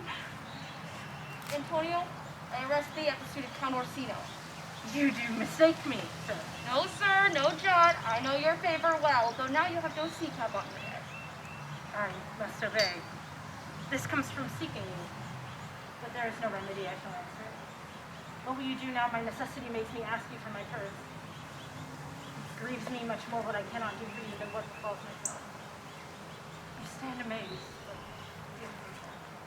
Come, sir, away. I must entreat of you some of that money. What money? For the fair kindness you have shown me here, and my part being prompted by your present trouble, I'll lend you something out of my low and lean ability. My having is not much. I'll make division of my present. Hold, there's half my coffer. You deny me now. It's possible that my deserts to you can lack persuasion. Do not tempt my misery lest it make me so unsound a man as to upbraid you with those kindnesses that I have done for you. I know of none, nor know you by voice or any feature. I hate ingratitude in a man as much as lying, vanity, babbling, drunkenness, and any taint of vice whose strong corruption inhabits our frail blood. Oh, heavens themselves. Come, sir, I pray you go. Let me speak a little. This youth you see here, I snatched one half out of the jaws of death. Relieved him with such sanctity of love, and to his image, which methought did promise most venerable worth, did I devote him. What's that to me? Time goes by, away. But how vile and idle proves this god. Thou hast, Sebastian, done good feature shape. In nature there is no blemish but the mind. None can be called deformed but the unkind. Virtue is beauty. But the beauteous evil are empty trunks overflourished by the Man has gone mad. Come, sir, come. Lead me on.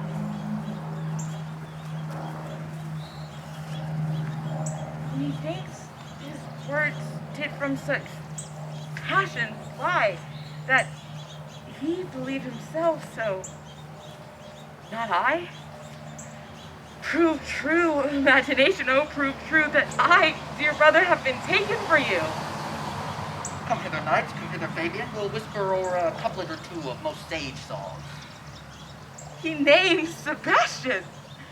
I, my brother, know, even living in my glass, and even such and so was my brother. And he went on in this fashion, this color, this ornament for him I imitate. If it proved tempestuous, kind and salt waves fresh in love.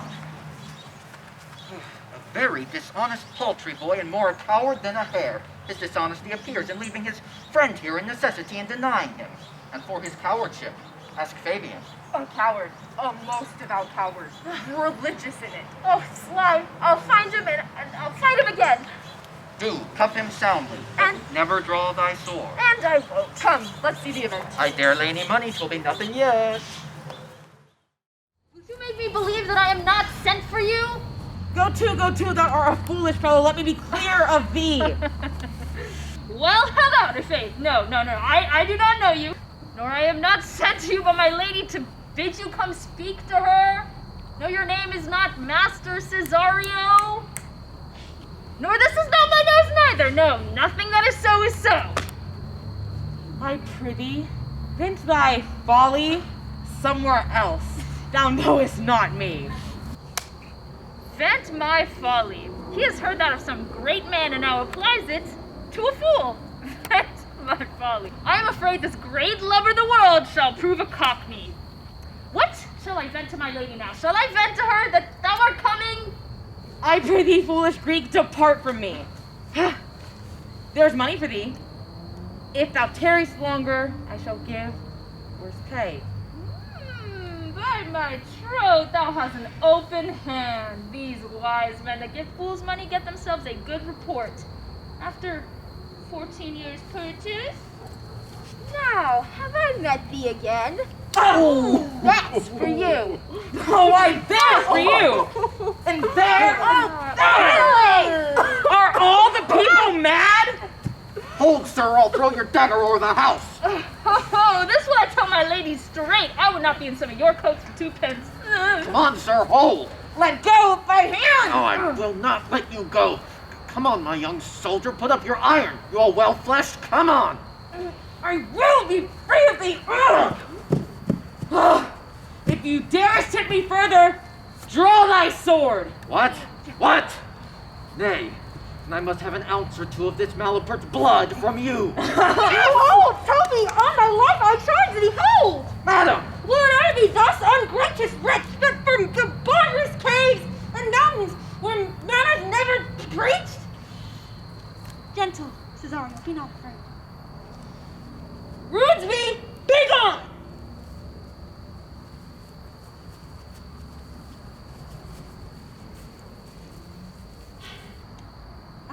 Gentle friend, let thy wisdom, not thy passion, be swayed by this uncivil and unjust attack against thy peace. Go with me into the house and hear the numerous fruitless pranks this ruffian hath botched. Do choose to go, do not deny. Beshrew his soul for me.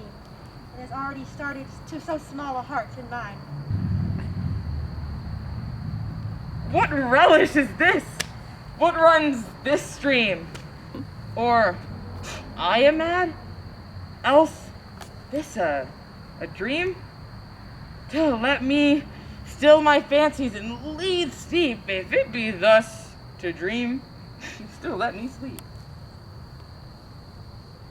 Nay, come, I prithee, would thou be ruled by me? Madam, I will. Oh! Oh, well, say so, and so be. Nay, I prithee, put on this gown and this beard. Make him believe you are Sir Topaz, the curate. Do it quickly. I'll call Sir Toby the whilst. Well, I'll put it on, and I will dissemble myself in it. And would I were the first that ever dissembled in such a gown. I am not tall enough to become the function well, nor lean enough to be thought the good student, but to be said a honest man and a good student goes as fairly as to say a careful man and a great scholar. The competitors enter! Jove bless thee, Master Parson. Buenos dias, Sir Toby. To him, Sir Topaz. What's how I say? Peace in this prison! The knave counterfeits well, a good knave. Who calls there? Sir Topaz the curate, come to visit Malvolio the lunatic. Sir Topaz! Sir Topaz! Good Sir Topaz, go to my lady! O diabolical fiend! How vexest thou this man? Speakest thou nothing but of ladies? Well said, Master Parson. Sir Topaz! Do you not think I am mad? Good Sir Topaz, they have laid me here in hideous darkness! Fie, thou dishonest Satan!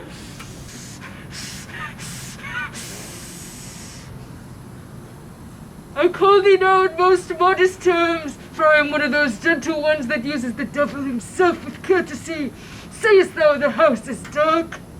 As hell, Sir Topaz. Why, it has bay windows as clear as barricadoes, and the clearest doors towards the south and north are as lustrous as ebony. Yet complainest thou of obstruction? I am not mad, Sir Topaz. I say to you, this house is dark. Madman, thou errest! I say there is no darkness but ignorance. I say this house is as dark as ignorance, and ignorance is as dark as hell. And I say, never was man thus abused. I am as well in my wits as you are. Make the trial of it in any constant question. What is the opinion of Pythagoras concerning wild fowl? That the soul of our grandam might haply inhabit a bird. What thinkest thou of his opinion? I think nobly of the soul, and no way approve his opinion. Fare thee well. Remain thou still in darkness! Thou shalt hold the opinion of Pythagoras, ere I will allow of thy wits, and fear to kill a woodcock, unless thou dispossess the soul of thy grandam. Fare thee well. My most exquisite Sir Topaz. Nay, I am for all waters. To him in thine own voice, and bring me word how thou findest him. I would we were well rid of this knavery. If he may be conveniently delivered, I would he were. For I am now so far in offense with my niece that I cannot pursue with any safety this sport to the upshot. Come by and by to my chamber.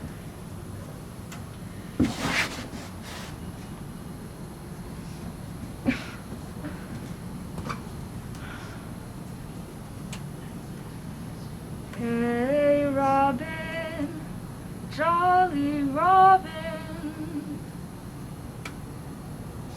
Fool! Tell me how thy lady does. Fool! My lady is unkind, pretty. Fool! Alas, why is she so? Fool, I say! She loves another. Who calls, huh? Good fool! As ever thou wilt deserve well at my hand. Help me to a candle, a pen, ink, and paper. I am a gentleman. I will live to be thankful to thee for it. Master Malvolio? Aye, good fool. Alas, sir, how came you beside your 5 wits? Fool, never was man so notoriously abused. I am as well in my wits, fool, as you art. But as well? Then you are mad indeed if you be no better in your wits than a fool. They have here propertied me, keep me in darkness, send ministers to me, asses, and do all they can to face me out of my wits. Advise what you say. The minister is here. Malvolio! Malvolio! Thy wits the heavens restore! Endeavor thyself to sleep and leave thy vain bibble babble! There's Opus! Maintain no words of him, good fellow. Who, I, sir? Not I, sir. God be with you, good Sir Topaz. Maybe so, amen. I will, sir, I will. Fool! Fool, fool, I say! Alas, sir, be patient. What say you, sir? I am sent for speaking to you. Good fool, help me to some ink and some paper. I am as well in my wits as any man in Illyria. Well a day that you were, sir. By this hand I am. Good fool, some ink and some paper, and convey what I will set out to my lady. It will advantage thee better than ever the bearing of letter did. I will help you to it, but tell me true. Are you not mad indeed, or do you but counterfeit? I am not mad. Believe me, I tell thee true. Nay, I'll never believe a madman till I see his brain. And yet I will help you to light and paper and ink. Good fool, requited in the highest degree. I pray thee, be gone. I am gone, sir, and anon, sir, I'll be with you again. In a trice like to the old vice, your needs to sustain. With his dagger of laugh, in his rage, in his wrath, cries aha to the devil. Like a mad lad, pare thy nails, dad, adieu, good men devil.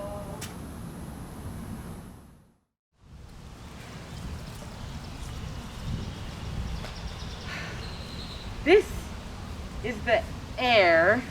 That is the sun. This jewel she gave me, I do see it, feel it. And yet this wonder enwraps me thus, but 'tis not madness. Where's Antonio? I came to the elephant. Yet he was not there, but he was there, for his credit was there. Oh, that he did range about the town to seek me out. Now his counsel would do me golden service, for now my soul disputes with my senses that this is some error, but not madness.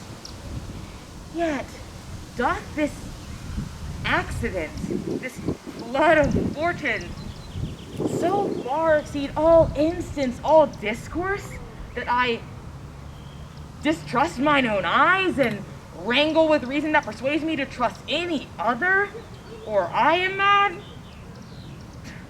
or else the lady's mad. Yet, it were so, she could not sway her house, command her followers, take and give back affairs with such a smooth, such a discreet and stable bearing as I perceive it so. There's something in it that is deceivable. But here comes the lady. Well, I'm not. This haste of mine, if you mean well, go with me, and with this holy father, into the chantry and under the consecrated roof, where, before him, you will show me by the plight of your faith that my, too jealous and doubtful soul may be at rest. According to what time, according to my birth, should we have our celebration? I will go with him, and with you and ever swearing truth, continue to swear true. Then lead the way, Father. The light of heavens do shine, that they may fairly notice this accident.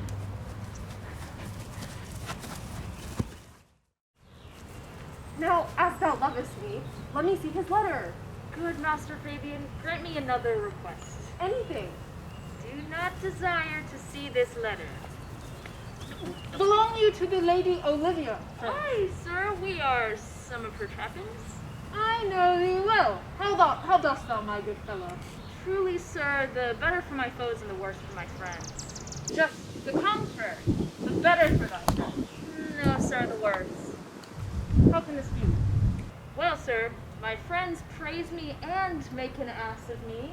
Now my foes tell me plainly that I am an ass, so that by my foes I profit in the knowledge of myself, but by my friends I am abused, so that conclusions be to his kisses, your 4 negatives make your 2 affirmatives, the worse for my friends and the better for my foes. Why, this is excellent. No, sir, truly, but it would please you to be one of my friends. Thou shalt not be the worse for me. There's gold. Oh. But that it would not be double dealing, you would make it another. Oh, you give me ill counsel. Put your grace in your pocket just this once, and your flesh and blood obey it. Well, I will be so much a sinner to be a double dealer. There's another. Primo, secundo, tertio is a good way. And the old saying is the third pays for all. The triplex, sir, is a good tripping measure, or the bells of St. Bennet might put you in mind. 1, 2, 3. You can fool no more money out of me at this throw. If you will let your lady know I am here to speak with her, and bring her along with you, it may awake my bounty further. Marry, sir, a lullaby to your bounty till I come again. I go, sir, but I would not have you think that my desire of having is the sin of covetousness. But as you say, sir, let your bounty take a nap. I will awake it anon. Here comes the man that did rescue me. That face of his, I do remember well. A bobbling vessel was he captain of, for shallow draught and bulk unprizable. With which such scatheful grapple did he make with the most noble bottom of our fleet, that very envy, tongue of locks, cried fame and honor on him. What's the matter? Orsino. This is that Antonio that took the phoenix and her frock and candy. And this is he that did the tiger board when your nephew's highness lost his life. Here in these streets, desperate of shame and state, in private brabble did we apprehend him. Sir, he did me kindness, drew upon my side, but in conclusion put some strange form of speech upon me. I know not what 'twas, but distraction.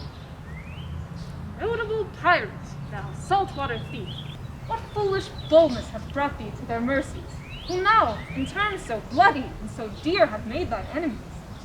Orsino, noble, sir, be pleased that I shake off these names you give me. Antonio never yet was thief or pirate, though I confess on base grounds enough Orsino's enemy. A witchcraft drew me thither. That most ungrateful boy there by your side from the rude sea, enraged and foamy mouth, did I redeem, a wreck past hope he was.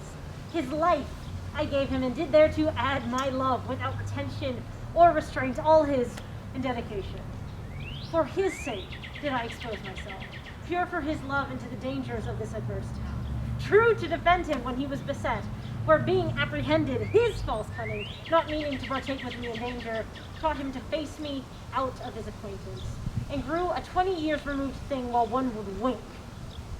Denied me mine own purse, which I had recommended to his use not half an hour before. How can this be? When came he to this town? Today, my lord. And for 3 months before, no interim, not a minute's vacancy, both day and night, did we keep company. Here comes the Countess.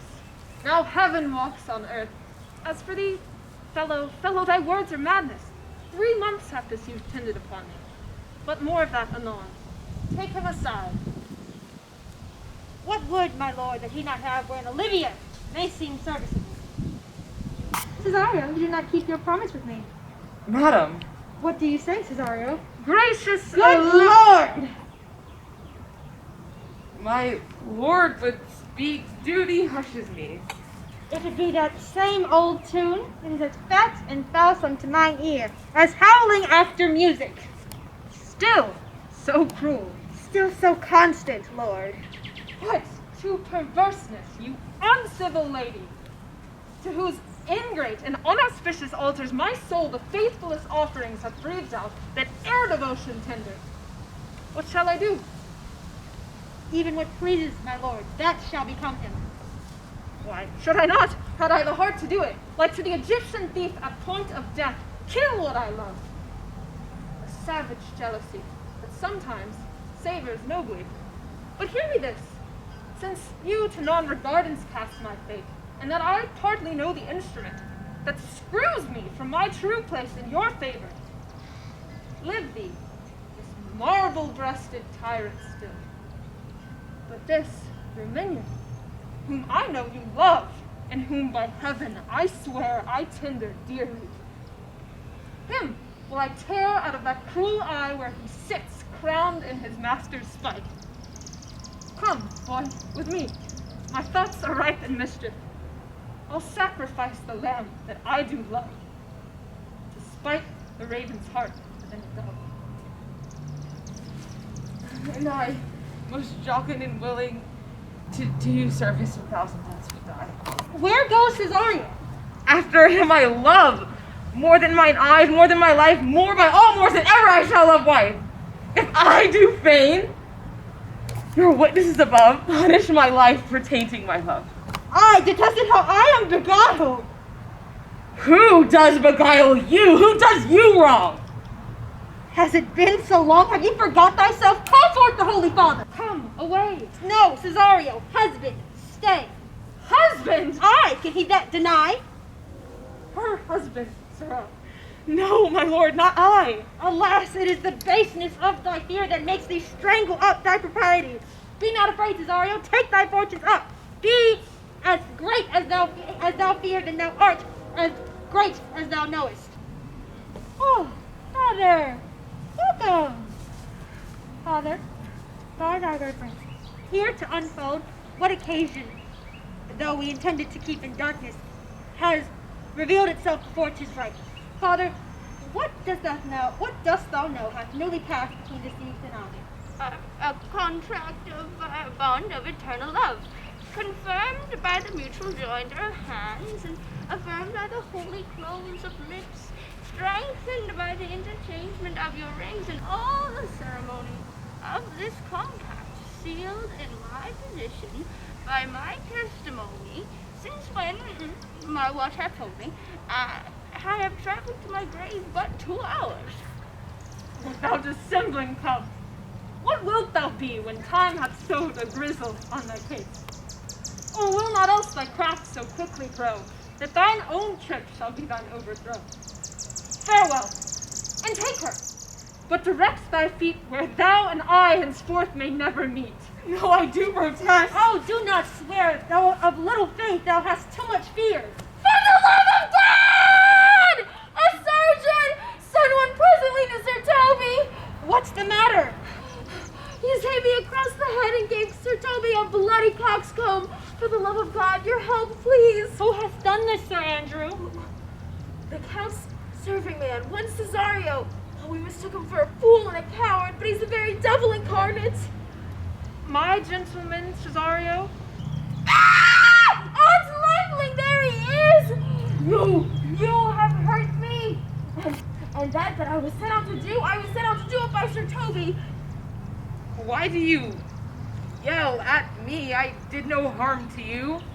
You drew upon me without cause, but I bespoke you fair and hurt you not. If a bloody coxcomb be a hurt, then you have hurt me. And I think you said nothing by a bloody coxcomb. Oh, here comes Sir Toby halting. We shall hear more. But if he had not been in drink, he would have tickled you other gates. How now, gentlemen? How's it with you? Oh, that's all one. Has hurt me. Oh, sot. Did see Dick Surgeon, sot. Oh, he's drunk, Sir Toby. An hour agone, his eyes were set at 8 in the morning. Oh, then he's a rogue and a passy measures pannin. I hate a drunken rogue. Aye, who has done this? I will help thee, Sir Toby, because we will be dressed together. Will you help? An asshead and a coxcomb and a knave, a thin-faced knave, a gull? Let him get to bed, and let his hurt be looked to. I am sorry, madam, for I have hurt your kinsman. But were it a brother of my blood, I would have done no less with wit and safety. You throw a strange look upon me. In that I perceive it hath offended you. Pardon me, sweet love, for the vows we swore not long ago. One face, one voice, one habit, and two persons. A natural perspective that is and is not. Antonio! Oh, Antonio, how the hours have raped and tortured me since I have lost you. Sebastian, are you? Hear that, Antonio? How have you made division of yourself? An apple cleft in two is not more twin than these two creatures. Which is Sebastian? Most wonderful. Do I stand there? I have no brother, nor can there be a deity of my nature of here and everywhere. I had a sister that the waves and surges devoured. Of charity, what kin are you to me? What countryman? What name? What parentage? Of Messaline. Sebastian was my father, such a Sebastian was my brother. So he went suited to his watery tomb. If spirits can assume both form and suit, you come to fright us. I am a spirit indeed, but by that dimension I am grossly clad, for from the womb I did participate. Were you a woman, as the rest goes on, I would let my tears fall upon your cheek and say, thrice welcome, drowned Viola. My father had a mole upon his brow, and so did mine. And died that day, Viola numbered 13 years. Oh, that record lives lively in my memory. He indeed finished his mortal act that day. Viola numbered 13 years. Oh, if nothing less to make us happy both but this, my masculine attire, do not embrace me until circumstance of place, time, and fortune do cohere and jump that I was Viola, now one Cesario, which, to confirm, I will take you to a captain of this town wherein lies my maiden's weeds, by whose gentle help I was preserved to serve this count. All the currents of my fortune have been between this lady and this lord. Well, so comes it, lady, you have been mistook. Be not amazed. Right noble is his blood. If this is so, as yet the glass seems true, I shall have share in this happy wreck. Boy, thou hast said to me 1,000 times thou never shouldst love a woman like to me. In all those sayings I will overswear, and all those swearings I will keep in true a soul, as doth the orb continent the fire that severs day and night. Give me thy hand, and show me thy woman's weeds. The captain that did rescue me from the shore hath those garments.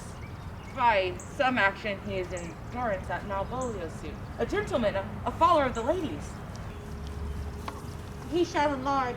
Go fetch Malvolio hither. Oh, they say, poor gentleman, he is much distressed. Of my remembrance, clearly banishing his. How does he, sir? Truly, madam, he holds Beelzebub at the stave's end as well as a man in his case may do. Has here writ a letter to you. I should have delivered it today morning, but as madman's epistles are no gospel, so it skills not much when they are delivered. Open it and read it. Look then to be well edified when the fool delivers the madman. By the Lord, madam! Oh no! Art thou mad? No, madam, I do but read madness, and your ladyship would have it as it ought to be, you must allow Bob. Read it in thy right wits. So I do, Madonna, but to read it in his right wits is to allow thus. Therefore, repent my princess. So I do, Madonna, but to read it in his right wits is to read thus. Therefore, repent my princess and give ear. By the Lord, madam, you wrong me, and the world shall know it. Though you have put me into darkness and given your drunken cousin rule over me. Yet have I the benefit of my senses, as well as your ladyship. I have your own letter, oh boy, that induced me to the semblance I put on, with the which I doubt not to do myself much right, or you much shame. Think of me as you please. I leave my duty a little unthought of, and speak out of my injuries. The madly used Malvolio. Did he write this? Aye, madam. The savor's not much of distraction. See him delivered, Fabian. My lord, so please you. Things further thought on. May be well to see as me as a sister as well as a wife to crown an alliance here at my house, at my brother's house. Madam, I am most apt to embrace this offer. Your master quits you, and for your service done him, and since you called me master for so long, here's my hand. You shall from this time be your master's mistress, your master's husband, then. Oh, brother, you are he.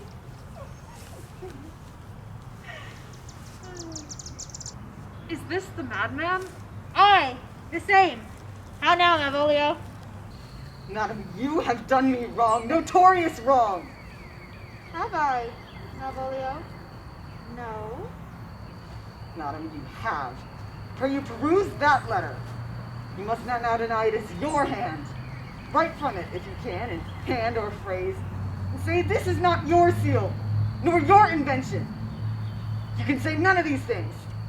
Why, grant it then, and tell me in the modesty of honor, why have you given me such clear lights of favor, bade me come smiling and cross-gartered to you, to put on yellow stockings and to frown upon Sir Toby and the lighter people, and acting so in an obedient hope, why have you then suffered me to be imprisoned, kept in a dark room, visited by the priest, and made the most notorious gap and gull that ever invention played on? Tell me why. Alas, Malvolio, this is not my writing. Though I confess much like the character, can be no question, 'tis Mariah's hand. Though, bethinks me, it was she who told me thou was mad and then came in smiling and acting as presupposed in this letter. Prithee, be content. Once we find the authors of such letter, you will be the plaintiff and the judge of thine own cause. Good madam, hear me speak. And let no quarrel nor no brawl to come taint the condition of this present hour, which I have wondered at. In hope it shall not, most freely I confess, myself and Toby set this device against Malvolio here, upon some stubborn and uncourteous parts we had conceived against him. Mariah writ the letter at Sir Toby's great importance, in recompense whereof he hath married her. Oh, love them. How, with the sportful malice it was followed, may rather pluck on laughter than revenge. If that the injuries be justly weighed, that have on both sides passed. Alas, poor fool, how they baffled thee. Why, some are born great, some achieve greatness, and some have greatness thrown upon them. I was one, sir, in this interlude. One Sutupes. But that's all one. By the Lord, I am not bad! But do you remember? I wonder why you laugh at such a barren rascal and you smile not, he's gagged. And so, the whirligig of time brings in its revenges. I'll be revenged on the whole pack of you! Alas, he has been most notoriously abused. Pursue him and entreat him to a peace. He hath not told us of the captain yet. When that is known and the golden time convince, a solemn combination shall be made of our dear souls. Meantime, sweet sister, we shall not part from hence. Cesario, come, for so you shall be, as you are, a man, not in the habits the captain will bring, but mine own husband, and my fancy's king.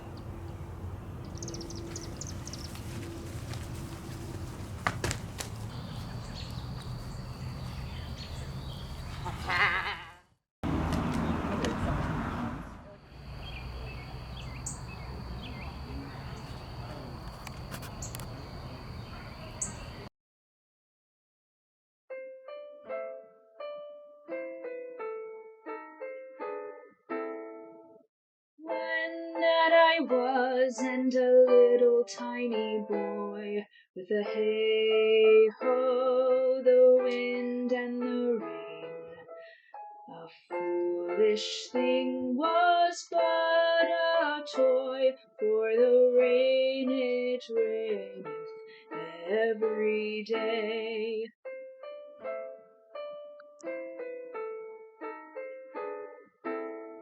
But when I came to man's estate, with a hey-ho, the wind and the rain, 'gainst knaves and thieves men shut their gate, for the rain it raineth every day.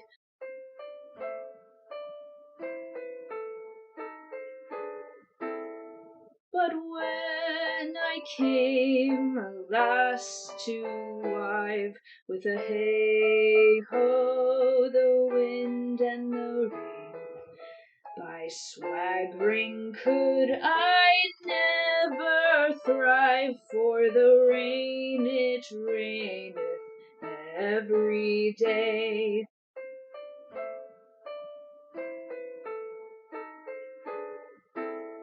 But when I came unto my beds, with a hey-ho, the wind and the rain, with toss-pots still had drunken heads, for the rain it raineth every day.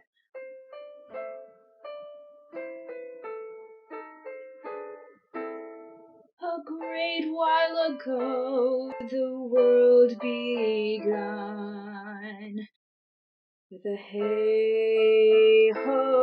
the wind and the rain. That's all one, our play is done, and we'll strive to please you every day.